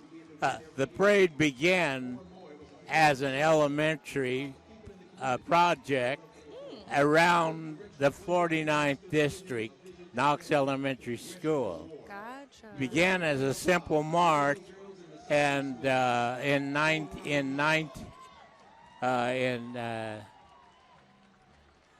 golly, I'm trying to figure out. It's okay. But anyway, it began as an elementary march, and Dr. David Geiger, an Alpha Phi Alpha man and president of the Pacific Coast Bank, saw the march, and he said, "You know, Bob, this can become a parade." Wow. And so a committee was appointed, and it became a parade. And the committee, I was on the original committee, along with some other people in San Diego. Wow. And as it became a parade, the Alphas began to take more interest in it. And the net result is, look at what we have here today. Wow. And it was a profit-making parade until the Alphas took it over. Gotcha. When the Alphas took it over, the Alphas decided it would become a community, and there's no charge to be in the parade. That's no awesome. Charge. We do have groups that give money, but most of them do not. Thank you so much. We appreciate you coming over. I've heard so much about you today, so I'm glad that you were able to come and speak with me. Thank you so much. Well, thank you, and thank you for publicizing this. Oh, thank you. And you're so welcome. In stressing the parade, help us to realize America is, San Diego is not America's finest city. Well, I've seen some horrible things in this city. And wherever we have diversity in the population, you're going to have needs of togetherness with the ideas of Dr. Martin Luther King Jr. He was a terrific, terrific example. He was. Of what God meant when he created diversity among his people.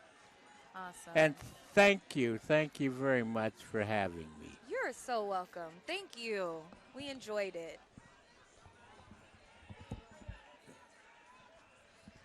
Okay, thank you very much.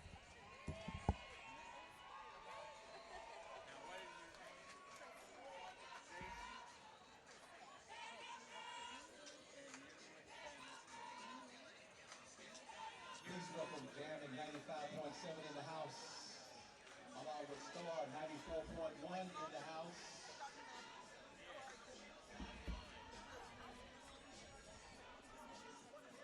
And then Channel 933.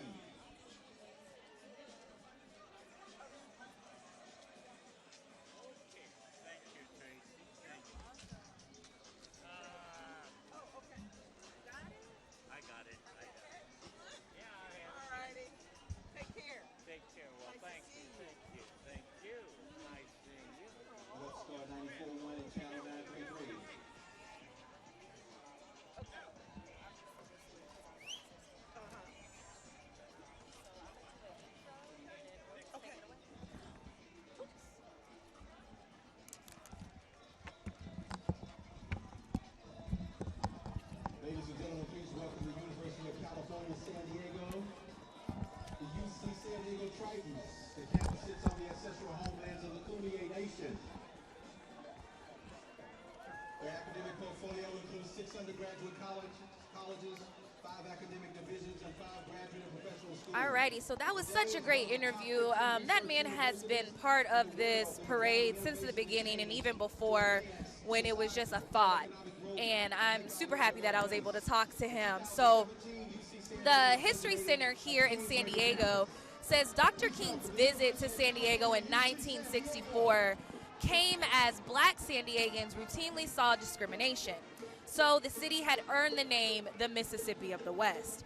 African Americans were denied loans from banks, housing outside of segregated neighborhoods, and refused entrance by some business owners. So sitting here with me is Cheryl Lee with Bay Vista, and I am so honored to be with her because she is a woman who is doing great things here in San Diego. So thank you. We're trying. You are. So, yeah, it's a little wind. We got to play with the wind. Okay. But before we get started, I just kind of want to talk about UCSD's cheer team right now, because you can hear them behind us. It's a little loud. They're beautiful. They are beautiful. And as you've been seeing, as we come down there with San Diego State University, Mesa College, and it's such a big group out here supporting Dr. King's legacy. But I want to go back to you, Cheryl. And as I said before, a lot of African Americans were denied loans and banks and housing. And I know that you're a part of it here in San Diego to kind of help turn that in a different direction. So talk a little bit about what you're doing here. So I was a banker for years, so I understand that problem. But for the last 11 years, I've been working with a local nonprofit called Bay Vista. We are a 53-year-old African-American nonprofit. Wow. Born here in San Diego. Our mission is affordable housing, but we are very familiar with the fact that most of our folks have to generate some additional income to maintain an apartment or to buy a home. And so, consistent with Dr. King's message of financial freedom, we are trying to do our part with that. Bay Vista has kind of extended its goals, not to just affordable housing, but to also embrace some of the nonprofits in the city. Wow. Nonprofits that do affordable housing, that do religious things, that do a variety of different things. We are trying to nurture and grow them. And so to that end, we opened a Synergy Co-working Center. Wow. In Escondido. Or you know what? I don't know why I'm saying wow, because I have heard about it, and congratulations. Oh, thank you. So tell a little bit about our viewers about what that is and how they can go there. It is a co-working forum specifically designed for nonprofits, but we take a little bit of everybody. You can be a Flex member or you can rent an office. Okay. We opened our first Synergy Co-working Center in Escondido in June of 2018. We have just opened our second center at 6785 Imperial Avenue, which is the Old Boys and Girls Club building. And so Bay Vista actually bought the building, 18,000 square feet, and we opened Synergy in it, but also we've renamed the building Lisbon Vista Village. And housed in the building already is Heartbeat Music and Performing Arts Group, and the second location of the San Diego Code School, and our second location of Synergy Co-working Center. Wow. So we're doing all that.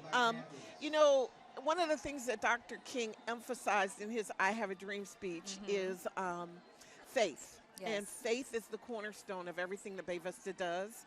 So in our own little corner of the world, we are trying to transform the jangling discords of our nation into a beautiful symphony of brotherhood, which is what Dr. King talked about in his I Have a Dream speech. Yes, and San Diego itself is such a melting pot. Like, as I look around right now, you see so many different families from different ethnicities and neighborhoods, people that are your neighbors here. And it's just beautiful to see after all these years, because he would have been 91 on Wednesday, that his dream is still living right here in the streets of San Diego. Yes. And we're trying, not only did he talk about financial freedom, but he also talked about equalization, and everything was faith-based. And because we are faith-based, we're trying to do our part with that. But we're really happy to be back in San Diego and Southeast and in Canto, and we want everybody to come out and see us at the Synergy Co-working Center. Tell them again where they can find you at. 6785 Imperial Avenue. Most people know it as the Old Boys and Girls Club building. It's now called Lisbon Vista Village. Village because about 4 blocks from there, Bay Vista is in the process of building 24 single-family homes. They are, which we're calling Lisbon Vista Heights. Awesome. So we've named the building Lisbon Vista Village, but as I said, Heartbeat Music and Performing Arts Center is already there. Okay. The San Diego Code School has just opened with us, and we did a beautiful job decorating Synergy Co-working Center. So we really want to see everybody come down and be a part of it, and either rent an office or be a flex member, but we're trying to get back into the community, to our roots. Awesome. That's awesome. But, okay, I have to switch gears a little bit because I want to know, who's your favorite so far in the parade? What have you seen? What has been your favorite part so far by being down here? So I have to say this because I'm an adjunct at Miramar, but I loved the San Diego Community College So, folks. no, you're being and the biased. Chancellor, I am. But I haven't seen all the musical and dance groups yet, so I don't have a favorite yet. But there are a bunch of parents standing here with me with Heartbeat Music and Performing Arts Academy. Oh, yeah, so we're waiting to see them. Waiting. Trust and believe they are coming up soon because, like I said, there's 180 organizations participating. Wonderful. I've been in San Diego 35 years, and I have watched this parade grow. And honoring Dr. Martin Luther King is something we really have come out to do in the last few years, and so I'm so excited to see it. We have. Thank you, Cheryl. You are so welcome. Anything else you want to say? Because I'm just loving the vibe and the energy, synergy that you're giving right now. Anything you want to leave these viewers with at all? No, I just want to say that Bay Vista is really happy to be back in the community we were born in and investing in our community. It was a big endeavor for us to buy this building, and we just wanted to be successful. So come down and watch the kids at Heartbeat practice, or sign up to learn code at the Code School, or come rent an office from Synergy Co-working Center. That's all I want to say. Awesome. Thank you so much, Cheryl. I'm so glad we were able to do this. Thank you. Awesome.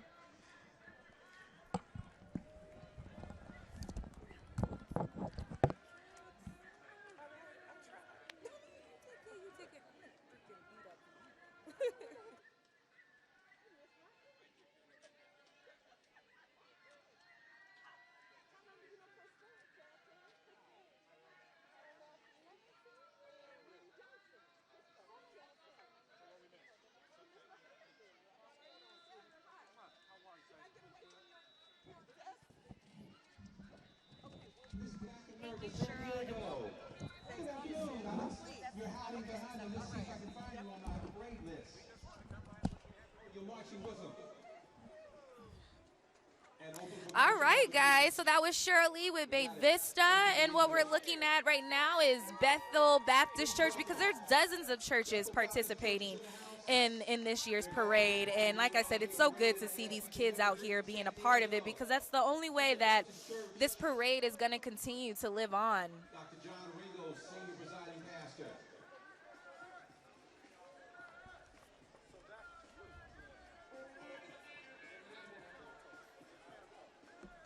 Sounds like I hear a little Kirk Franklin and stomp here in the background.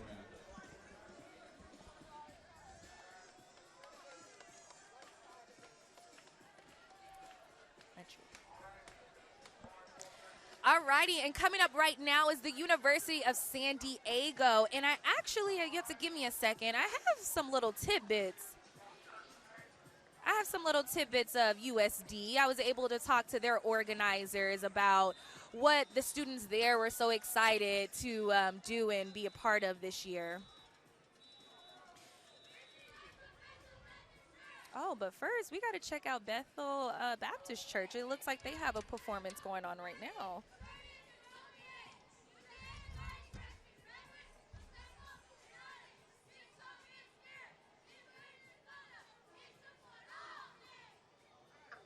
And if you can't hear right now, they're just talking about what Dr. King stood for and his legacy. And this is actually so beautiful because these are all young men of all ethnicities and different colors, and it's so beautiful to see them together doing this.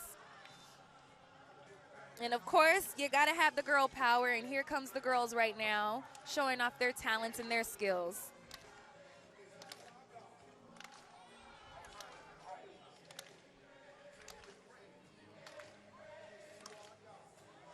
As I was talking with Cheryl Lee, she made a good point that Dr. King's legacy was based off of faith as well. He pushed faith and believing in God and knowing that he has you, your strength, and that's somebody you can lean on. And that's what these little girls are performing, a gospel song right now. And you can definitely tell, if we can get some shots of the crowd too, that the crowd is cheering them along and participating as well.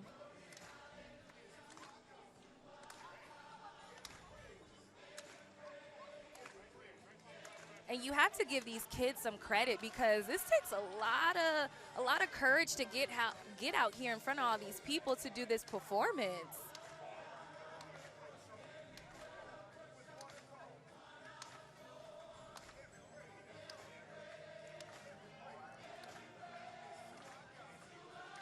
They are too cute, you guys.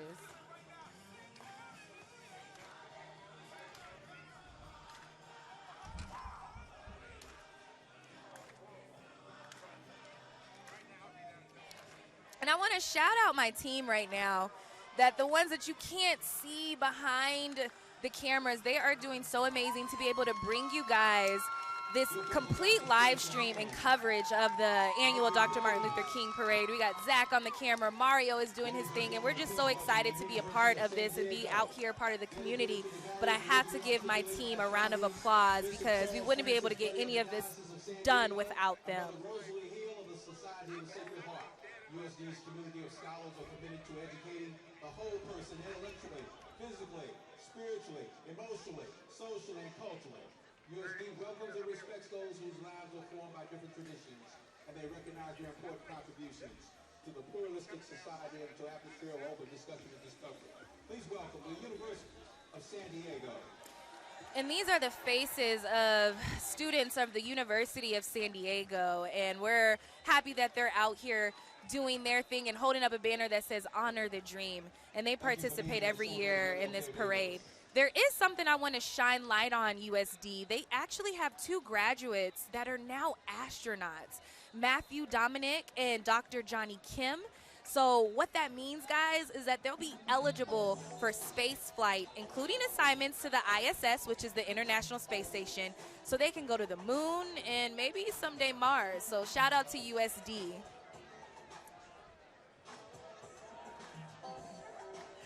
And like I said, it's so great for these college students to be out here participating, specifically the University of San Diego.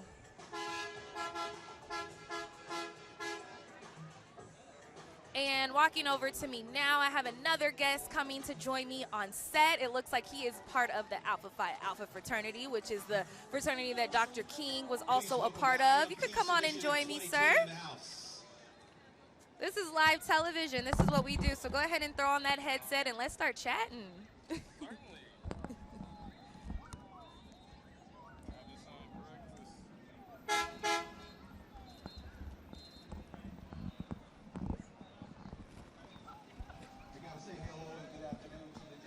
All righty, good afternoon. Good afternoon. Thank you for having me. Of course, go ahead and introduce yourself to our viewers. Who are you? So I'm Fred Jackson. I'm the Southern California District Director of Alpha Phi Alpha.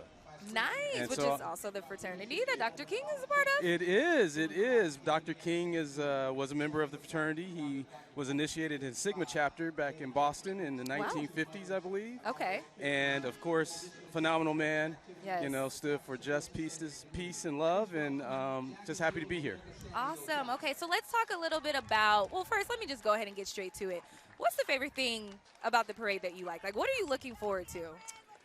Well, you know, it's just having so many people here, you know, the diversity of people, you know, diversity in not only ethnicity, but faith, tradition, and the like, and just to see how Dr. King has brought this all together, right?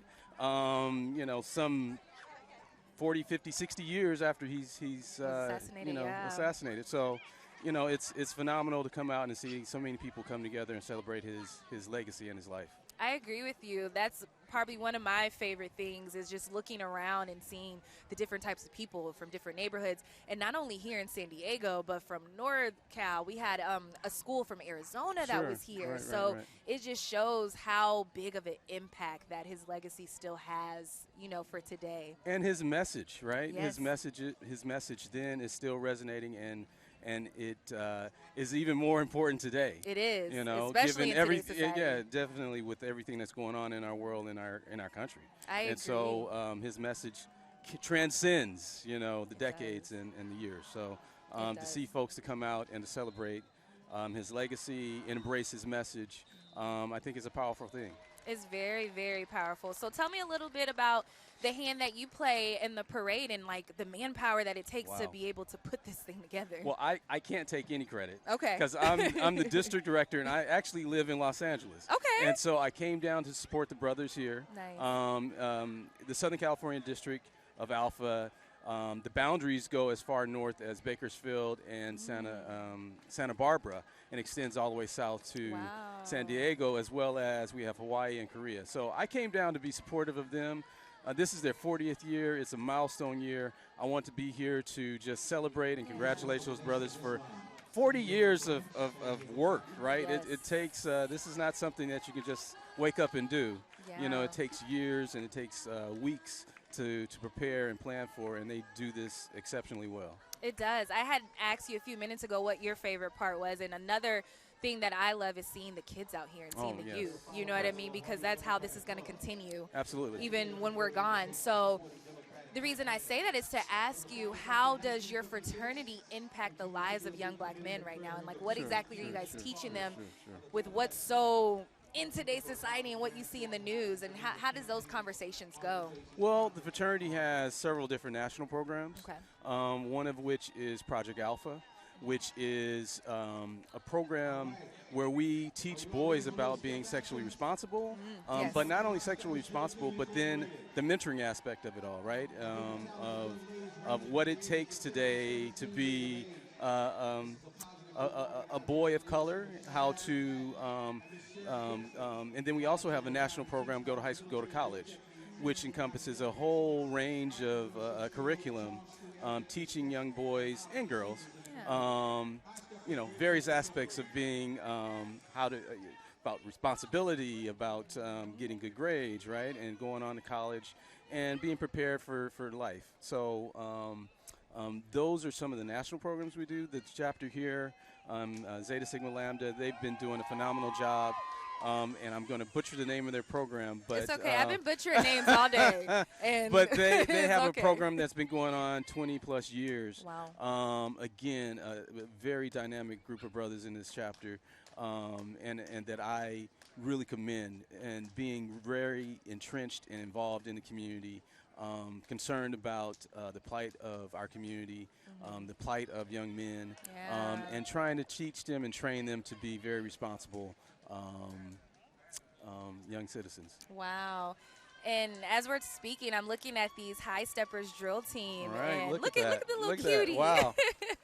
Look at the With cuties the fatigues there. on. Right. And as we were just speaking about how important this is to have the youth here, and because these are the things they're going to remember. Absolutely. You know, I definitely remember the times I went to parades as a kid, and it's going to encourage them to keep going and hopefully bring a friend, and then they tell a friend, and it can be even bigger than what it is this year. So it's amazing to see that. Is there anything else you want to leave us with, or any projects that Alpha Phi Alpha is working on? Wow.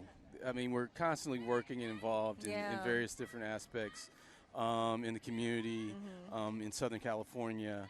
You know, I would just say, you know, in this day and time, again, I think it's incredibly important that people remember and embrace and try to be, you know, try to show love, respect, and peace, right? Yeah. I think those three things, I think, are the things we need to walk away from this weekend.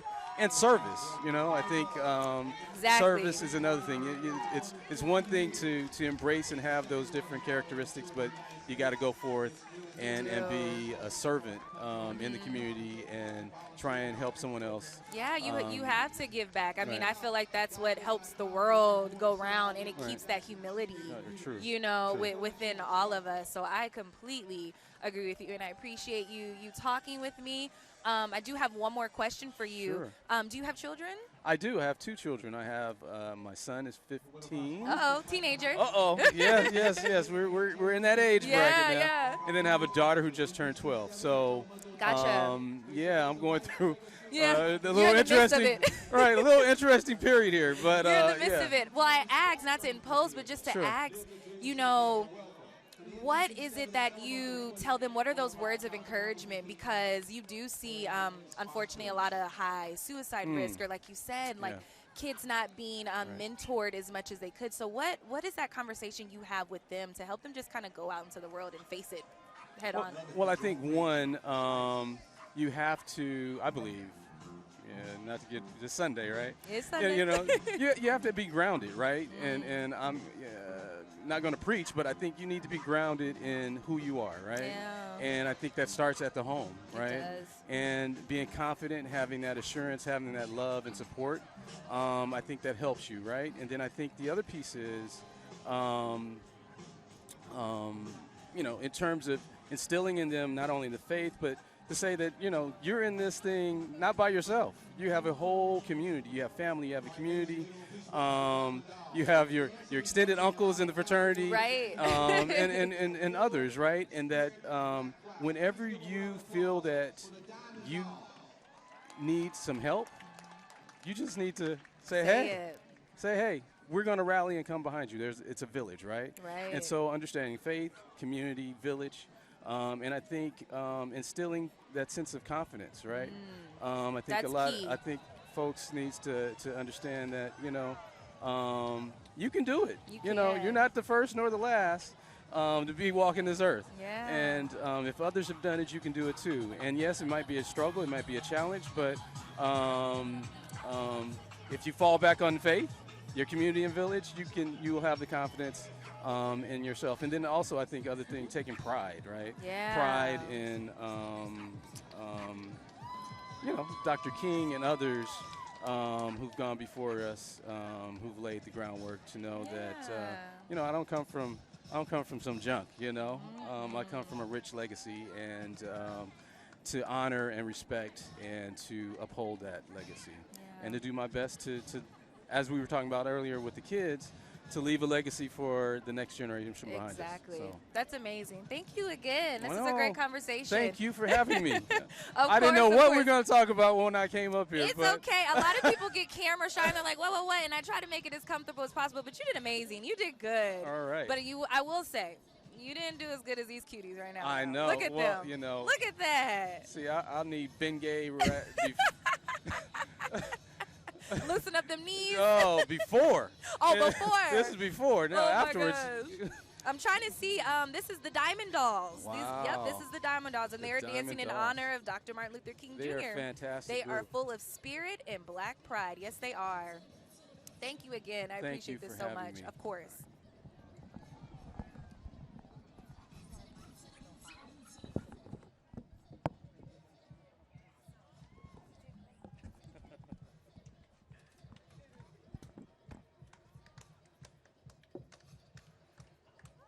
All right, you go, girls.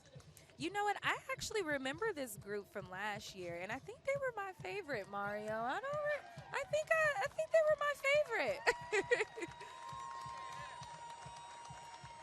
Yes.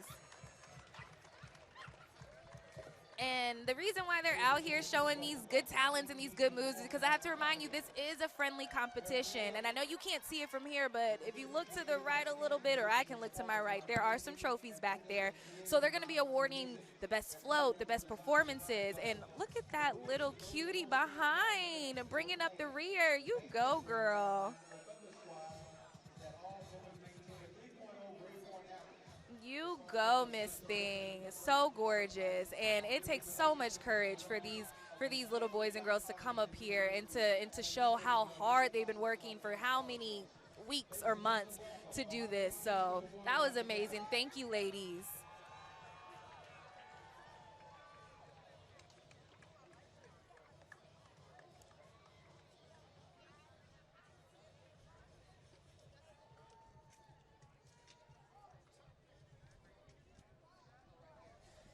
And we actually have another group that's actually up right now about to show us some moves. Let me see if I can figure out who this is. Give me 1 second.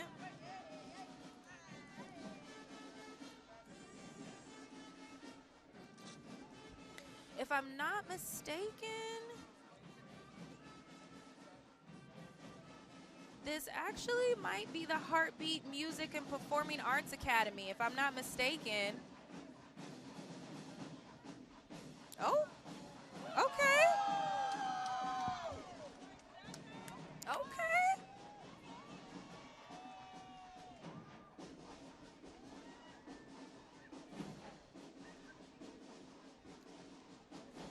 And I know I keep asking everybody what their favorite thing is for the parade.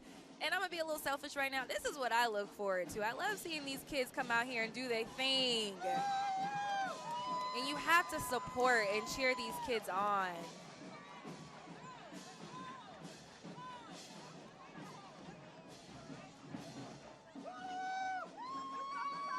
And this is the Heartbeat Music and Performing Arts Academy. They're committed to creating outstanding musicians and performers. They're focused on creativity through the environment of music. Their programs are designed to provide goals. So it's not just them participating, they actually help set goals for these kids. They believe that those goals are most transparent when they're connected to a plan.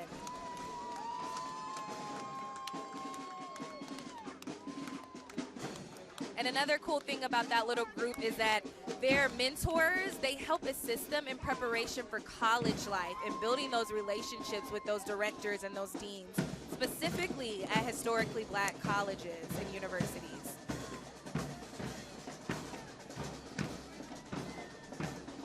Those kids are the ones that are in our building.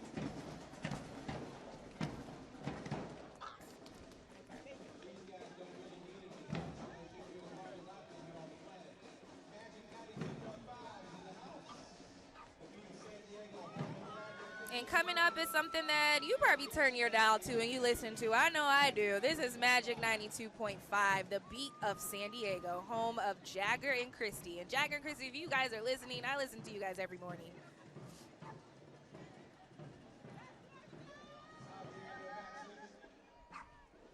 And as I mentioned earlier, a lot of these schools and these drill teams and these bands, they're out here competing for a trophy and honestly bragging rights. And I know it takes so much time for these people to put in the work and the hours and the rehearsals. So it's really cool to see them come down here and finally put it up on display. And then let's also recognize those parades. One of my favorites was the welded Liberty Bell, which took those students thousands and thousands of hours to even do.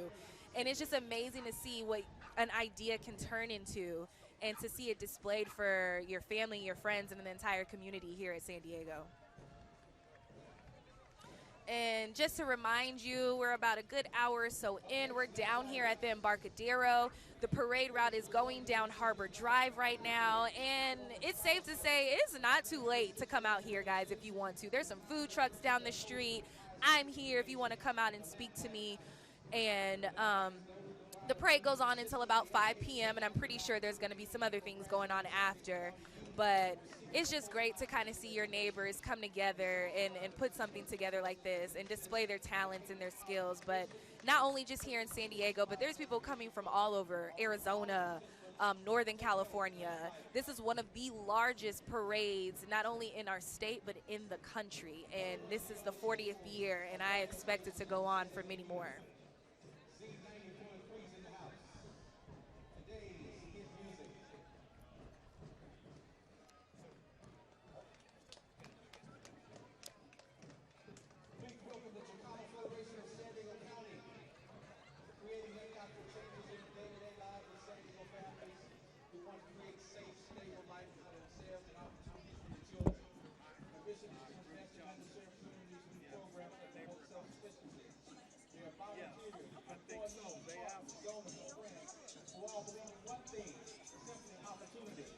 They approach the commitment to the goal with the highest level of responsibility, professionalism, and integrity, and focus on what matters.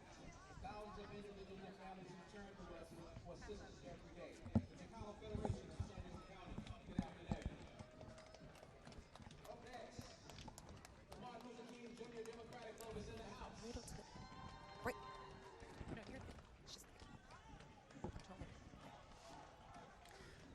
righty, and as we continue to go on for this parade, I've had plenty of people come down and talk to me, which is always exciting because it's good to learn the people behind the parade, but also the people that are participating in it. So go ahead and introduce yourself and tell us, our viewers, who you are. Absolutely. Rudolph Johnson. I'm the president and CEO of the Neighborhood House Association. We're one of the largest nonprofits in San Diego. We service south of Temecula to the Tijuana border to the eastern edge of El Cajon. 22 social service programs under a continuum of care model, and it was our pleasure to be here today. It was, and correct me if I'm wrong, I remember seeing you guys participating in the parade. Did you have the little kitties dressed in? Okay, yes. Talk a little bit about that. So every year we serve around 6,000 0 to 4-year-olds in our early Head Start and Head Start programs. We wanted to bring an assortment of those children out, representing the community at large, and to help us celebrate this legacy of Dr. Martin Luther King Jr. Amazing. And I think what I noticed is some of them were dressed up. So did you guys encourage them to dress up what they wanted to be when they were older? Or? So by site, we have about 60 sites in the San Diego County. They elected to kind of dress up and showcase their own talent, and we embraced it and allowed them to make a choice, and today it all culminated in our marching down the parade route. That's awesome. And how does that impact the San Diego community? Because I know that helps bring a lot of, what should I say, families together, or one less thing they have to worry about. So can you speak a little bit about the impactment on families here? So the Head Start program is very near and dear to my heart as president and CEO. In 1968, I actually went through this very same Head Start program right here in San Diego County. So you're a product So of I'm it as a product, well. yes, and I'm proof that it works. And through a continuum of care, we move them through our community of care, wrap around the family, and our goal is to produce leaders in this community, i.e. the man that's sitting before you today. Gotcha. Okay, and if you could speak a little bit about what it took to get everybody together, because you guys had a big group. We had did. a big group. Sure. What it took to get everybody together to come down and participate in this year's parade? So like I said, we have about 22, 23 programs that we run on a daily basis. Everything from early childhood education to senior care to mental health. And so we approached all of our programmatic employees and said, you know, let's get our clients out, let's get our families out, let's get employees out. And what you saw today was the culmination of all of that. It was. And just a moment now, I just want to highlight the Alpha Kappa Alpha sorority coming down right now, which Coretta Scott King was, of course, a part of. So it's good to see these pretty ladies in pink as well participating in the parade. And Yes. I just want to ask you and just talk a little bit about what is your favorite thing? I've been asking everybody that I've been interviewing, what is your favorite thing about the parade? What are you looking forward to most when you come out here?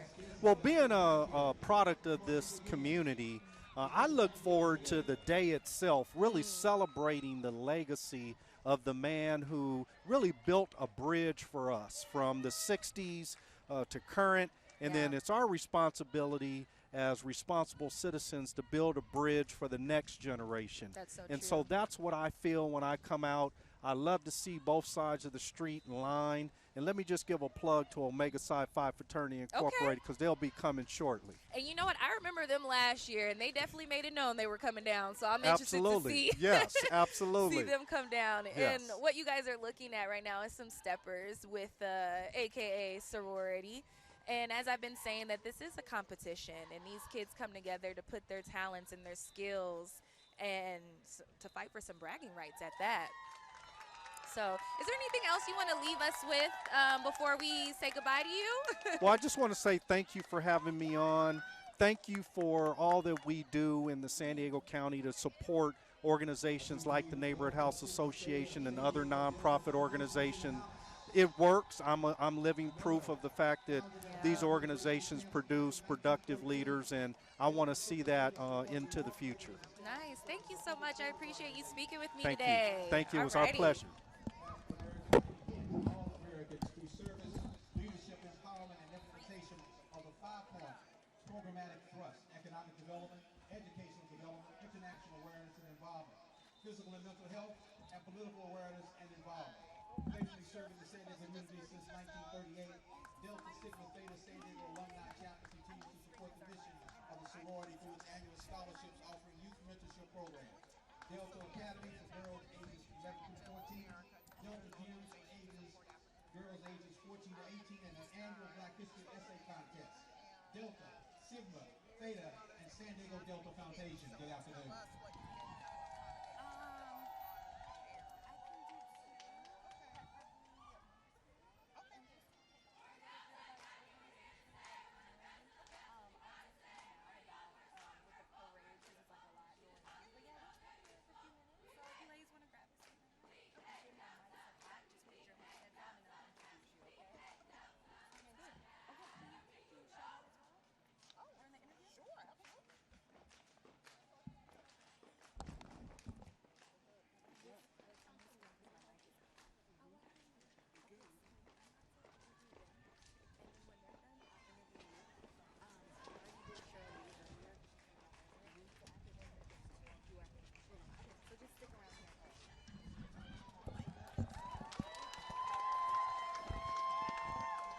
And again, these kids are brave and have so much courage to come out here and show their talents and their skills. And if Mario wants to cut to me, I put on Mario's jacket. Because it's cold out here, y'all. What happened to the sun? I am freezing. No. It's all fun and games. But I did have to put a coat on because I don't want to get sick, and they need me at work this week. But I want to go ahead and turn attention to these two lovely, beautiful women. And let me go ahead and fix this for you because we want to make sure you look good on air. Thank you. Guys look good. Matter of fact, do you mind scooting over a little bit towards me? Sure. I know you're going to feel a little crazy in the head, but that's the voice that you hear is Mario. Okay. Hi, Mario. Hi, Mario. He's just going to help direct everything. But tell me a little bit about who you are and why you're here in your organization. Great. Well, my name is Antoinette Marbray. And I'm Shantae Hobson. So nice to meet you. Hi, and we are both proud members of Jack and Jill of America, the San Diego chapter. Jack and Jill of America is an organization that specifically was founded to support African American families and youth, to help them develop leadership skills, have a sense of their identity, and to develop into young men and women who can better society. Which is absolutely amazing. And okay, I have to say this because I did shout out AKA. I have to shout out the Deltas because they're going to kill me, and I have families who are Deltas. Get that? They were just here showing off and doing their steps too, so we're happy that they're able to be a part of this parade this year. And then go ahead and introduce yourself, ma'am. My name's Shantae Hobson, and I'm also a mother and a member of Jack and Jill of San Diego as well. Okay, I'm going to start the question off just with something a little fun. What's your favorite part about the parade? What gets you down here every year? You know, it really is sharing this moment with family, with my children and with my sisters and Jack and Jill, and just being out in the community. So it's just a time to come together, and it's so much fun and so meaningful.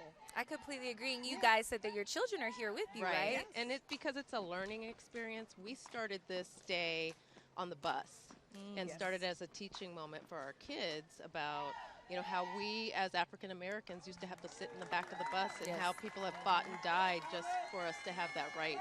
And so that's how we started today. And I think all of our kids are learning about our heritage as well. They are. Like, been interviewing all day, and I always bring it back to the kiddies and to the children because we're at the 40th annual. For it to be 80th annual, they have to be here. They have to be a part of it. They have to be excited about it, to tell their friends to come, and it's just going to grow even more. You know what I mean? Yeah. So tell me a little bit about what your organization does and how it impacts the community here in San Diego. Oh my goodness. So Jack and Jill was founded, it was actually founded on the East Coast in Philadelphia in 1938. A group of African American mothers came together really with the goal and desire to create opportunities for their children. Right. Since that time, we have grown to over 240 chapters across the country, still with that same goal and aim, to provide leadership development opportunities, cultural development opportunities, and service opportunities for ourselves and for our children. Right. And so that happens through a variety of programs that we do each year: community service programs, cultural programs, programs to help them understand about health and wellness, and also service to the community.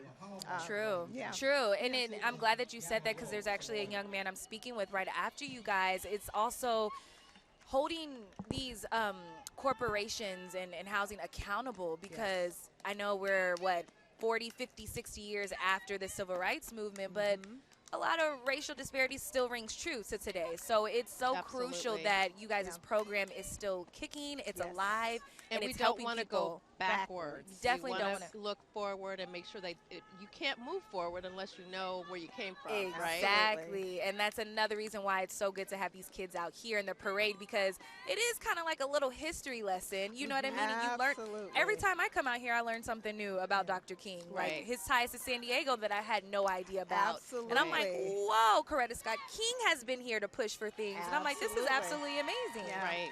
Wow. It does. It makes that history real for our kids. It And does. This year, one of the things that we're doing in our organization is actually reenacting some of the civil rights marches and speeches. Wow. So that it can become realer for them. I mean, our kids obviously were not alive during that period of time, and they can read about it or hear about it in school, but to actually put on the clothes, to read the speeches, to talk amongst ourselves about what it meant, to talk to family members who were there, it makes it real for them. And so this year we particularly wanted to use that as a theme, and it's a lot of credit to our mothers who organized that, including Shantae, but it's been a really meaningful experience for our children. That's so powerful. And you guys brought something, and I want Mario, if you can, or just hold it up right here in the center and just talk a little bit about this picture.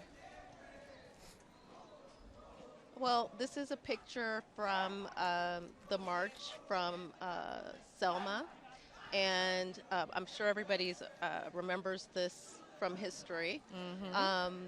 But it was a powerful moment about voting, and this is how there were 2% of African Americans that were registered to vote in Alabama at this time, and so they organized peacefully and marched for days, not minutes, not hours, but days, in order for us to have a right to vote.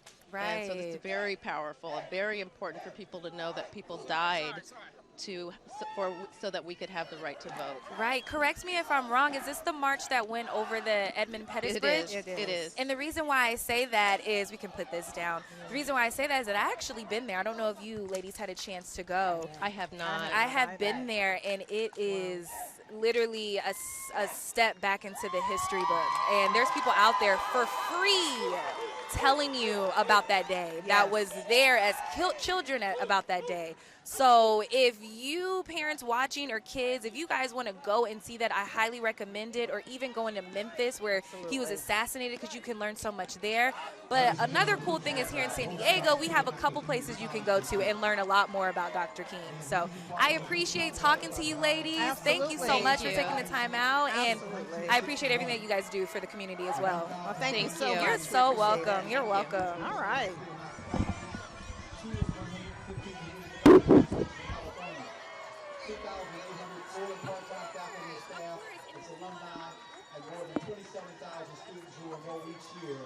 Are major contributors to the East County. Rosemont Fairmacker Community College District. Every man must decide whether he will walk in the light and creative altruism or in the darkness of destructive selfishness. We must use time creatively in the knowledge that the time is always right to do right. The function of education is to teach one to think intensively and to think critically. Intelligence plus character, that is the goal of true education. An individual has not started living until he rise above the narrow confines of his individual concerns. And what the students here are doing are just reading famous speeches from Dr. King. Not the longevity of one's life is what is important. And to remind you that this year's theme is Let Freedom Ring. So they have to incorporate their float and their participation in this parade to that theme of Let Freedom Ring. There can be no deep disappointment where there is not deep love. I have decided to stick with love. Hate is too great a burden to bear. Please welcome the Sharp Healthcare and Quality Alliance. As they embrace diversity and celebrate quality. And standing together and leading Sharp is a not-for-profit, but the people, which means all of the resources are dedicated.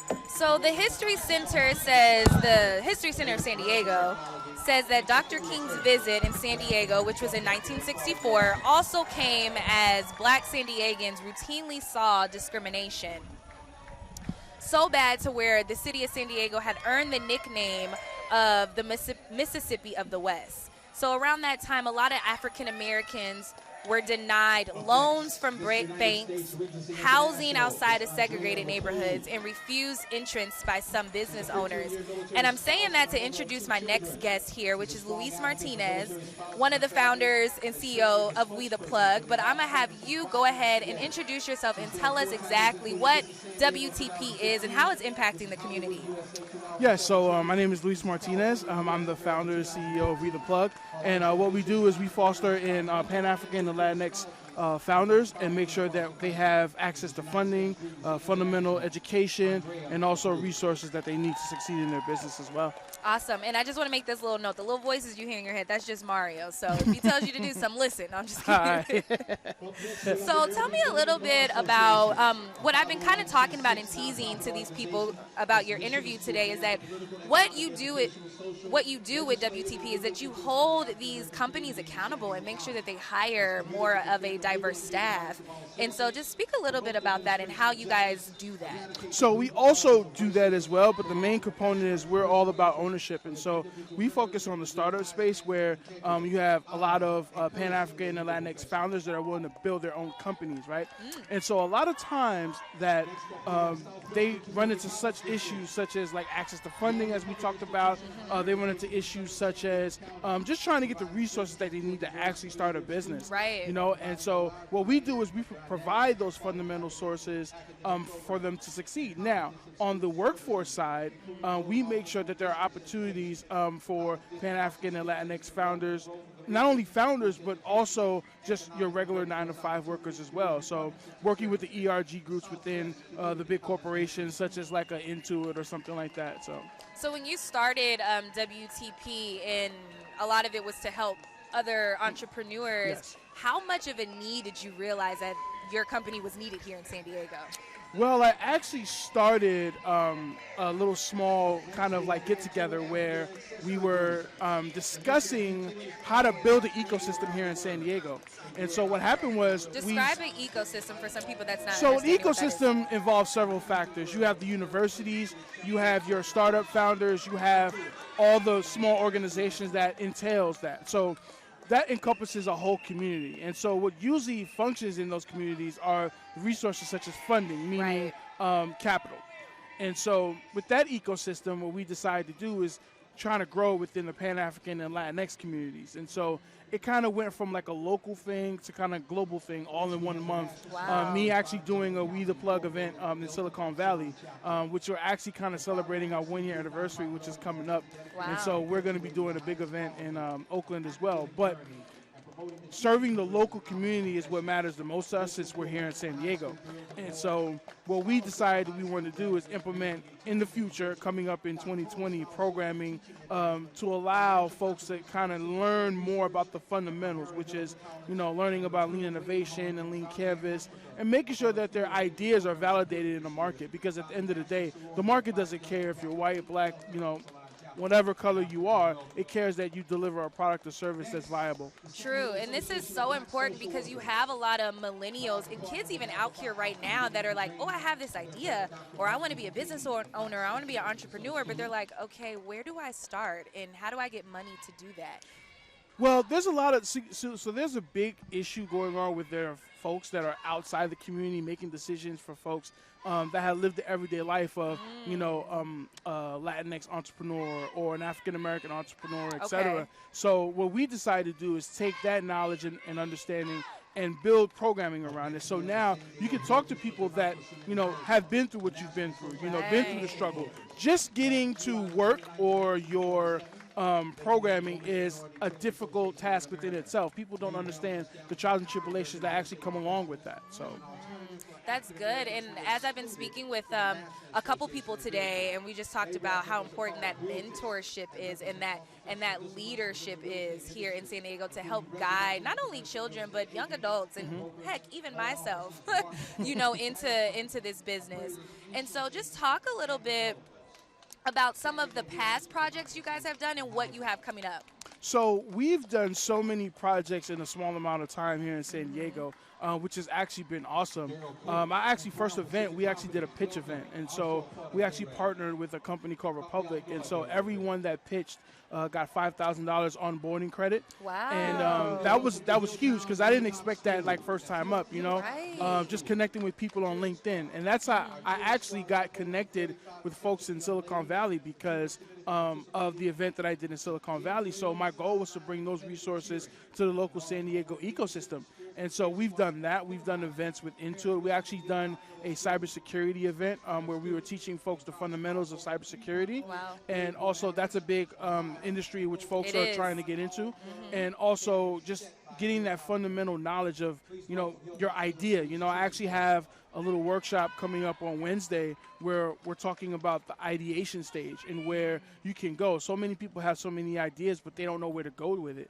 And so I kind of provide those opportunities within We The Plug. Okay, and if anybody is interested in that, where can they go to get this information? So they can go to wetheplug.com, which is THA. So it's WETHA PLUG. So it's wetheplug.com. You can also catch us on Instagram, which is _WeThePlug. And also me and myself, you can catch me at Lucito _entrepreneur on Instagram. So Okay, all right, sit tight. I want to keep talking to you, but I want to talk about this cheerleading group right here, showing off their skills. This is Hilltop Middle School in Chula Vista in the South Bay. So Chula Vista, stand up. And like I've said before, this is a friendly competition.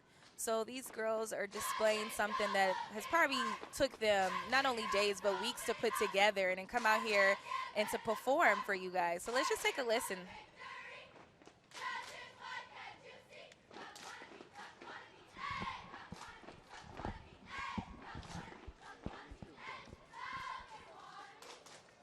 Free food, free information. Go on. That'll be your name.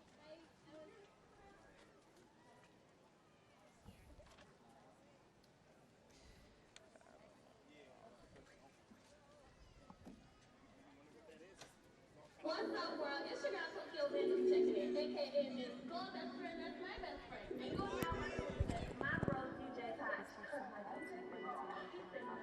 Oh, love DJ, that's my DJ, that's my DJ.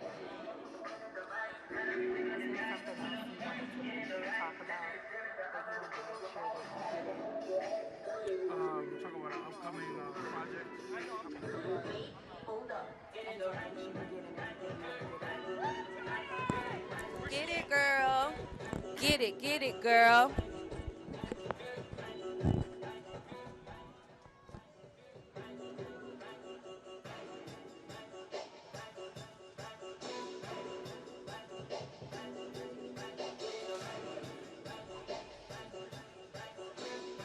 I can tell you right now, guys, that there's so many proud parents and family members right now out here and enjoying the show because look at these kids. They are so talented. I don't know about you, Louise, but I definitely couldn't do that cartwheel. Nah, I couldn't do it neither. No. When I was in high school, I was strictly on the basketball team, and so they used to do all those, and I said, wow. They was cheering for you. Yeah, okay, yeah, gotcha. There you go. There you go. Well, now we're sitting here cheering for cheerleaders. Yeah. And they're doing amazing. They're doing such a great job. Good job, ladies. Go Falcons. All right, Louise. So go ahead and tell me a little bit about the current and recent projects and stuff that you got kind of coming up that people can be a part of or look forward to. Wow, we have so many things that's coming up in the new year, 2020. I know it's a cliche to talk about 2020 vision, but we're really focused on that this year. And so we're actually going to be planning a kind of a We the Plug celebration event in Oakland.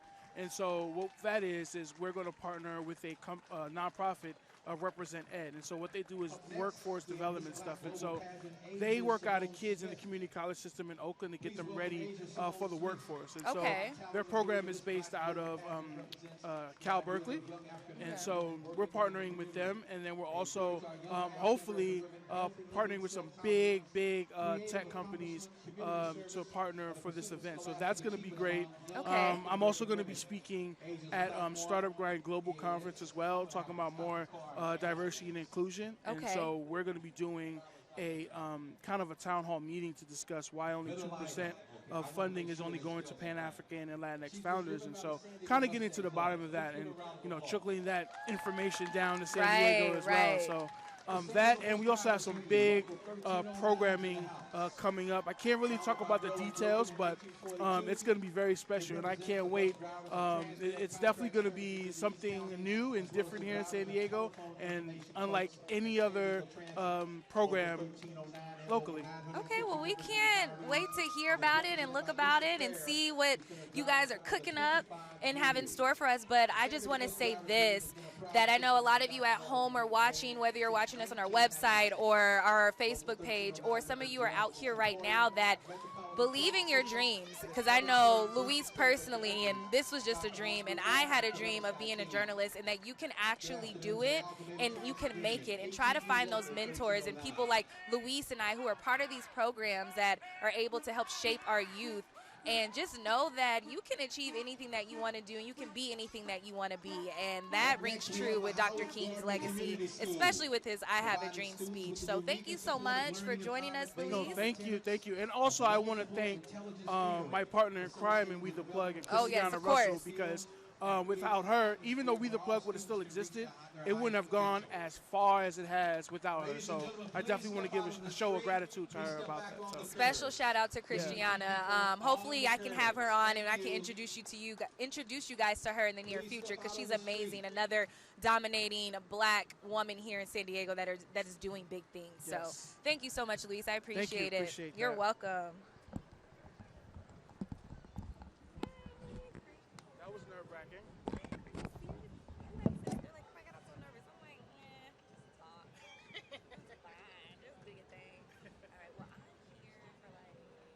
Once again, please step out of the street. Ladies and gentlemen, please step out of the street. Thank you. Okay, so I might maybe pull you back in for an interview. It depends on what they're trying to do.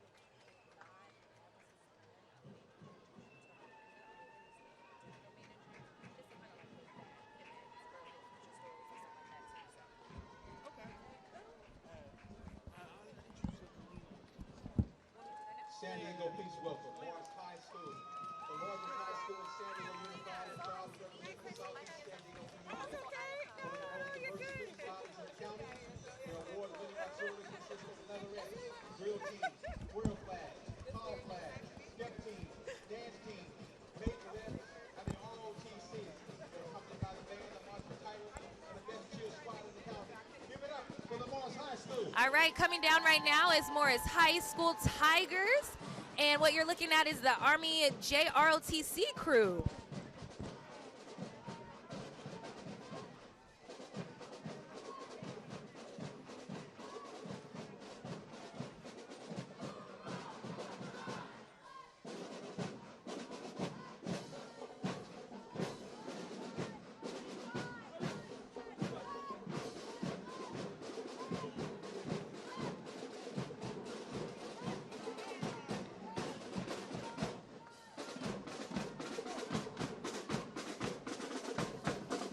As we've been saying all day, these kids are so talented, and they're able to come out here and put their talents on display.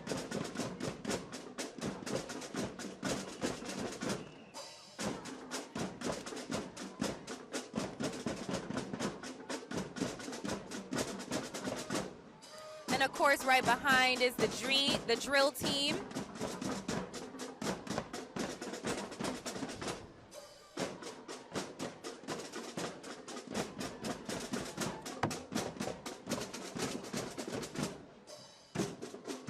And as I've said before, this is a competition. So these ladies are going to strut their stuff and show us what they got to the sounds of their own band team.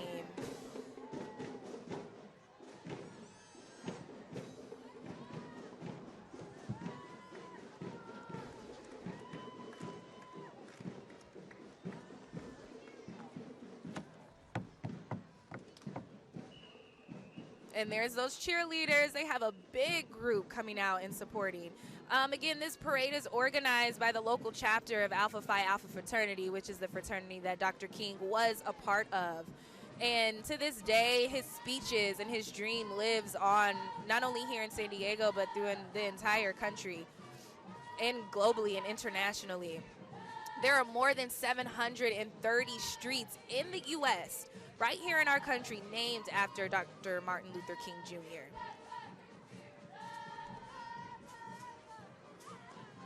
And one little thing that I actually learned about Dr. King this year is that, which I'm kind of embarrassed to admit, is he went to college at the age of 15. So these kids that you see right now, these teens, Dr. King was a teen once, and he went to Morehouse College in Atlanta at the age of 15. Talk about genius.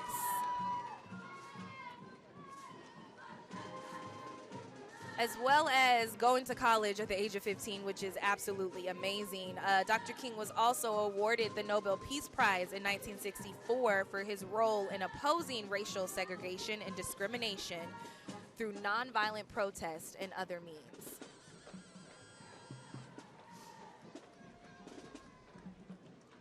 And right now we're coming on the top of the hour of 4 o'clock. We've got about like a good hour left of the parade today.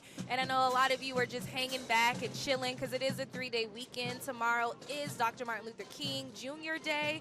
And in 1983, President Ronald Reagan was the president that signed that into law.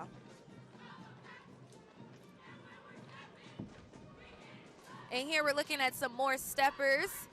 Local steppers from a local high school showing us what they got, performing for our panel of judges that are up there. And I know you can't see, but I'm looking at the trophies that they will be awarded with.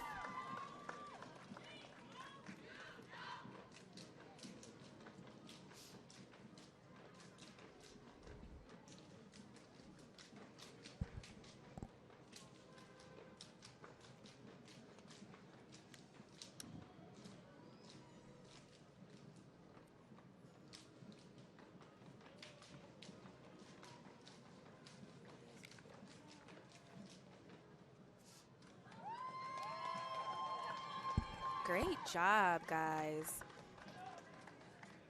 Please welcome the San Diego Prince Hall Masons.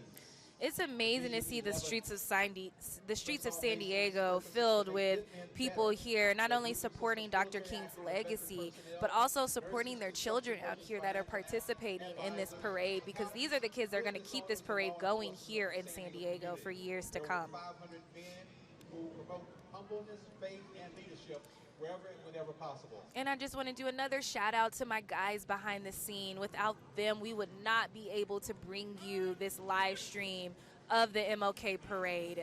10 News is committed to serving our community, and that's why we're out here. And I am appreciative of the team that I'm here with to be able to do this and to give you a front view look of the entire parade. And we've been covering this since it started, even a little bit before it started.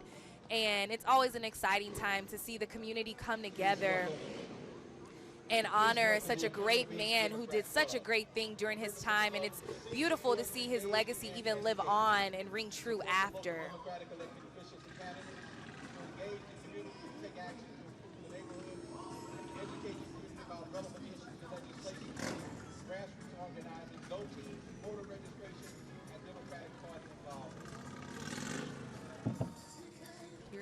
And what you're looking at is the Imperial Beach Democratic Float. Our Central San Diego Black Chamber of Commerce is in the house. And then right behind is the Central San Diego of Black Commerce as well. Up next, we have the San Diego Lynx Achievers. The San Diego chapter of the Lynx Incorporated each year identifies a Vail High School senior who has distinguished himself in academics, sports, the arts, and community. And this group of young men that's coming up right now is such an honor to see, because these are our young men that are going to be able to help continue pave the way and hold Dr. King's legacy true. And I'm actually excited to see what they got going on. It looks like they're about to perform for us and the judges, so let's take a look. Has awarded over $1 million in scholarships, laptops, and computers.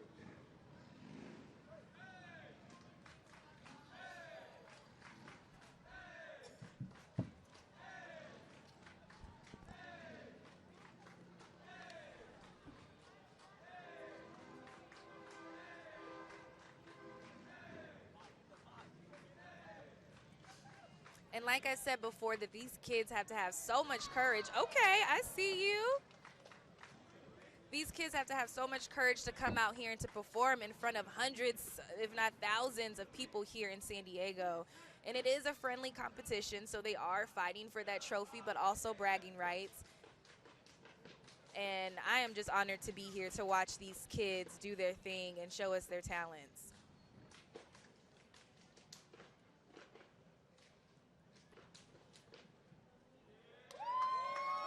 Great job, guys.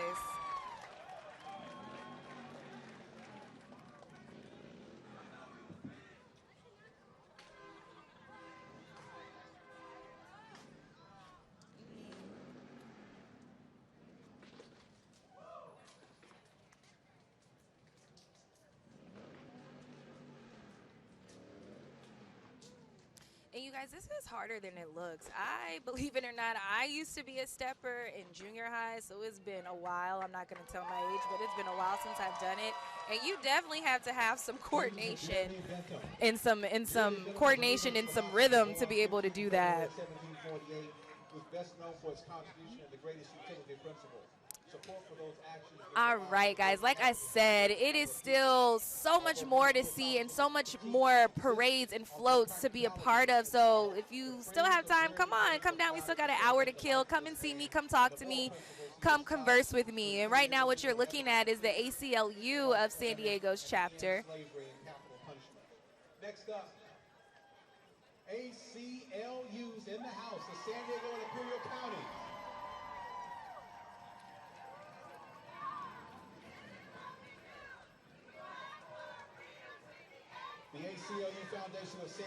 And as I said, the theme of this year's parade is Let Freedom Ring. And if you can kind of see, a couple of those students are holding a little Liberty Bell, and they're ringing it as they come down.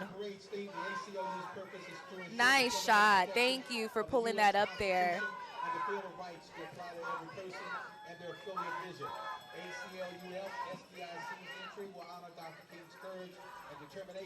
To speak truth to power. Good afternoon to the AAACE, the African American Association. And another thing that Dr. King stood for and would try to push is just that culture of change. And in order to change, you have to start within yourself, but also be a servant and give back to the community and help your local homeless, your veterans, and just give another hand to somebody else, because that's what helps keep this humility within this country. And I know you hear that. This big old 18-wheeler coming down, honking their horns. What is this, the San Diego Teamsters of Imperial County?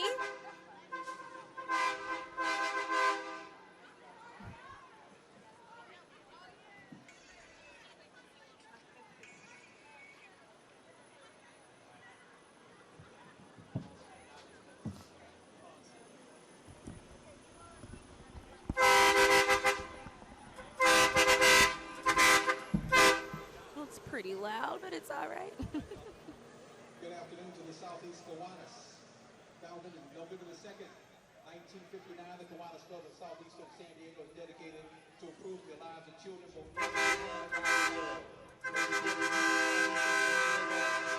Communities opening doors for them to change the world through service leadership projects.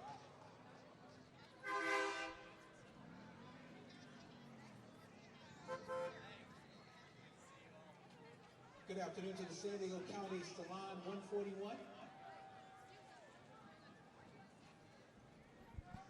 Fighting for a cure for our special needs children with cystic fibrosis. Good afternoon.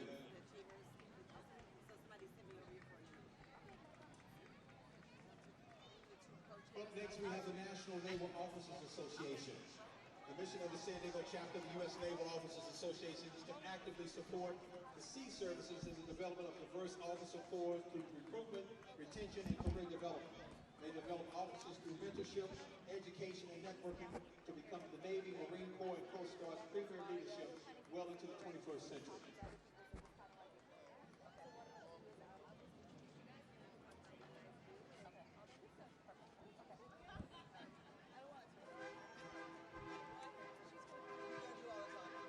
Good afternoon to the Olympic workers.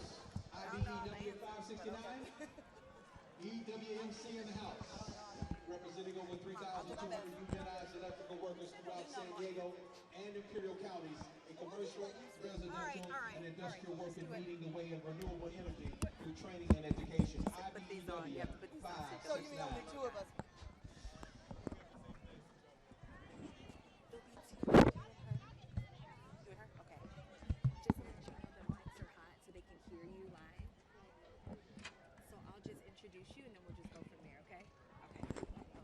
Could this be the HBCU alumni with the San Diego Guardians basketball team? I just have to guess. It was the Mercedes we got. Welcome.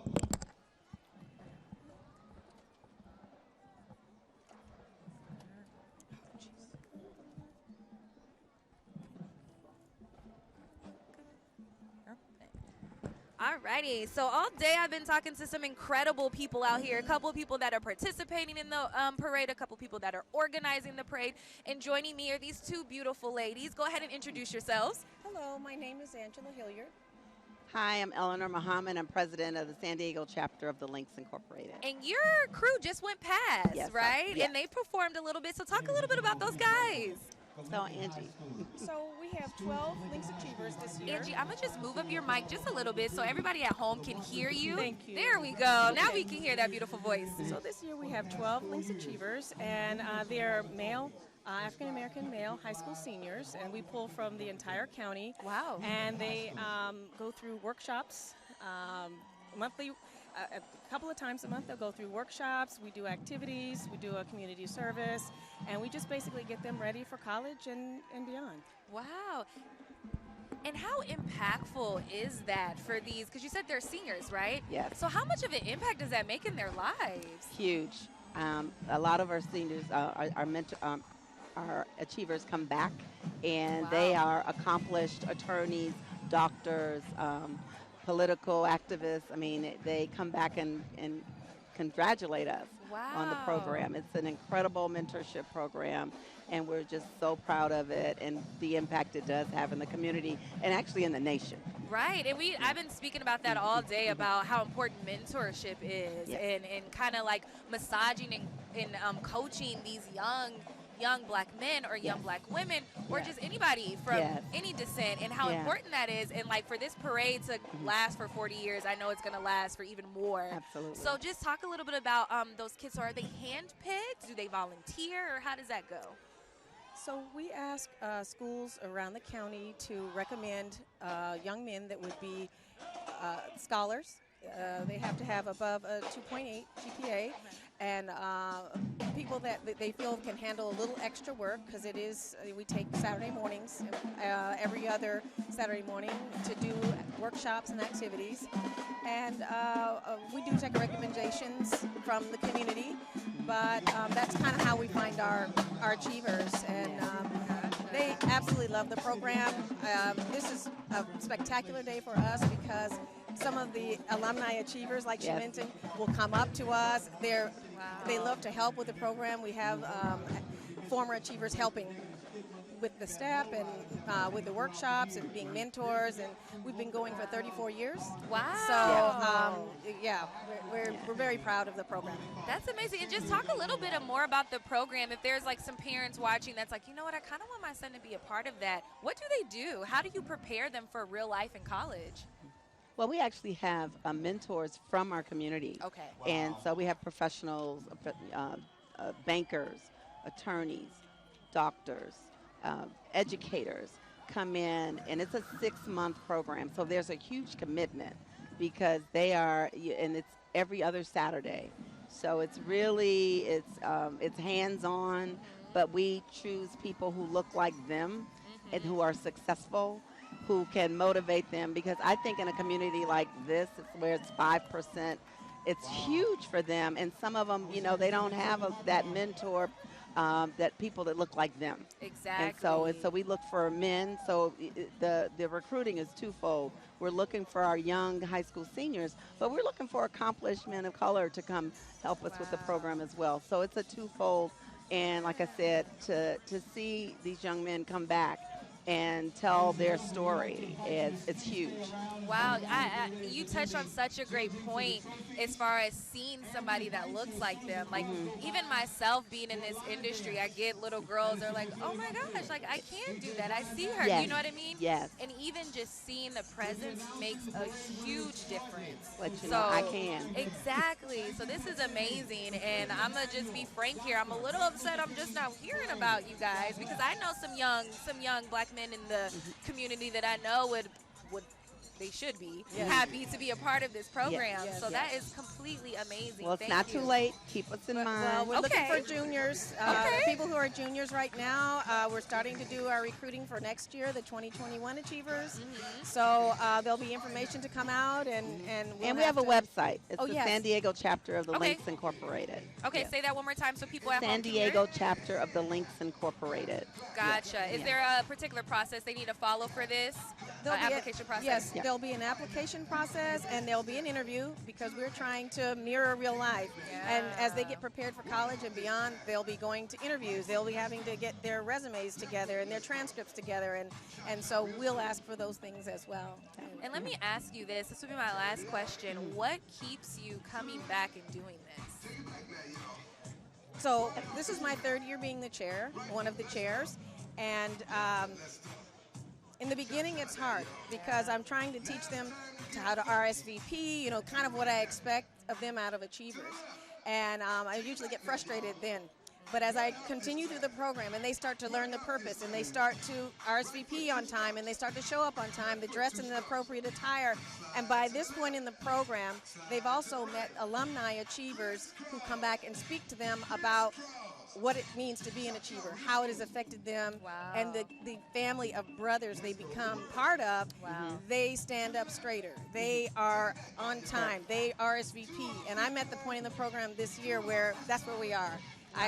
They've learned kind of things I need them to learn in order to be achievers. And by the end of the program, I'm ready to do it again. We're like, because you're like parents. You're like proud. You're so proud. I mean, it can be stressful in the beginning. You want to like pull them, but it's like, you know what, this was worth it. And I'd like to mention one more thing. Yeah, Our Affair of Honor is April 5th. So save the date. It's going to be an amazing program. It's a luncheon. Okay. So we'll have that on our website so you can see us about coming. But that's a great way to see the end of the program, how it all comes together. So April 5th? April 5th. All right, jot save that the down, date. everybody. Yes. Okay, good. Thank you so much, ladies, for coming over here and talking with me. I appreciate it so much. Thank you for having us. Of course. Thank you. Bye-bye.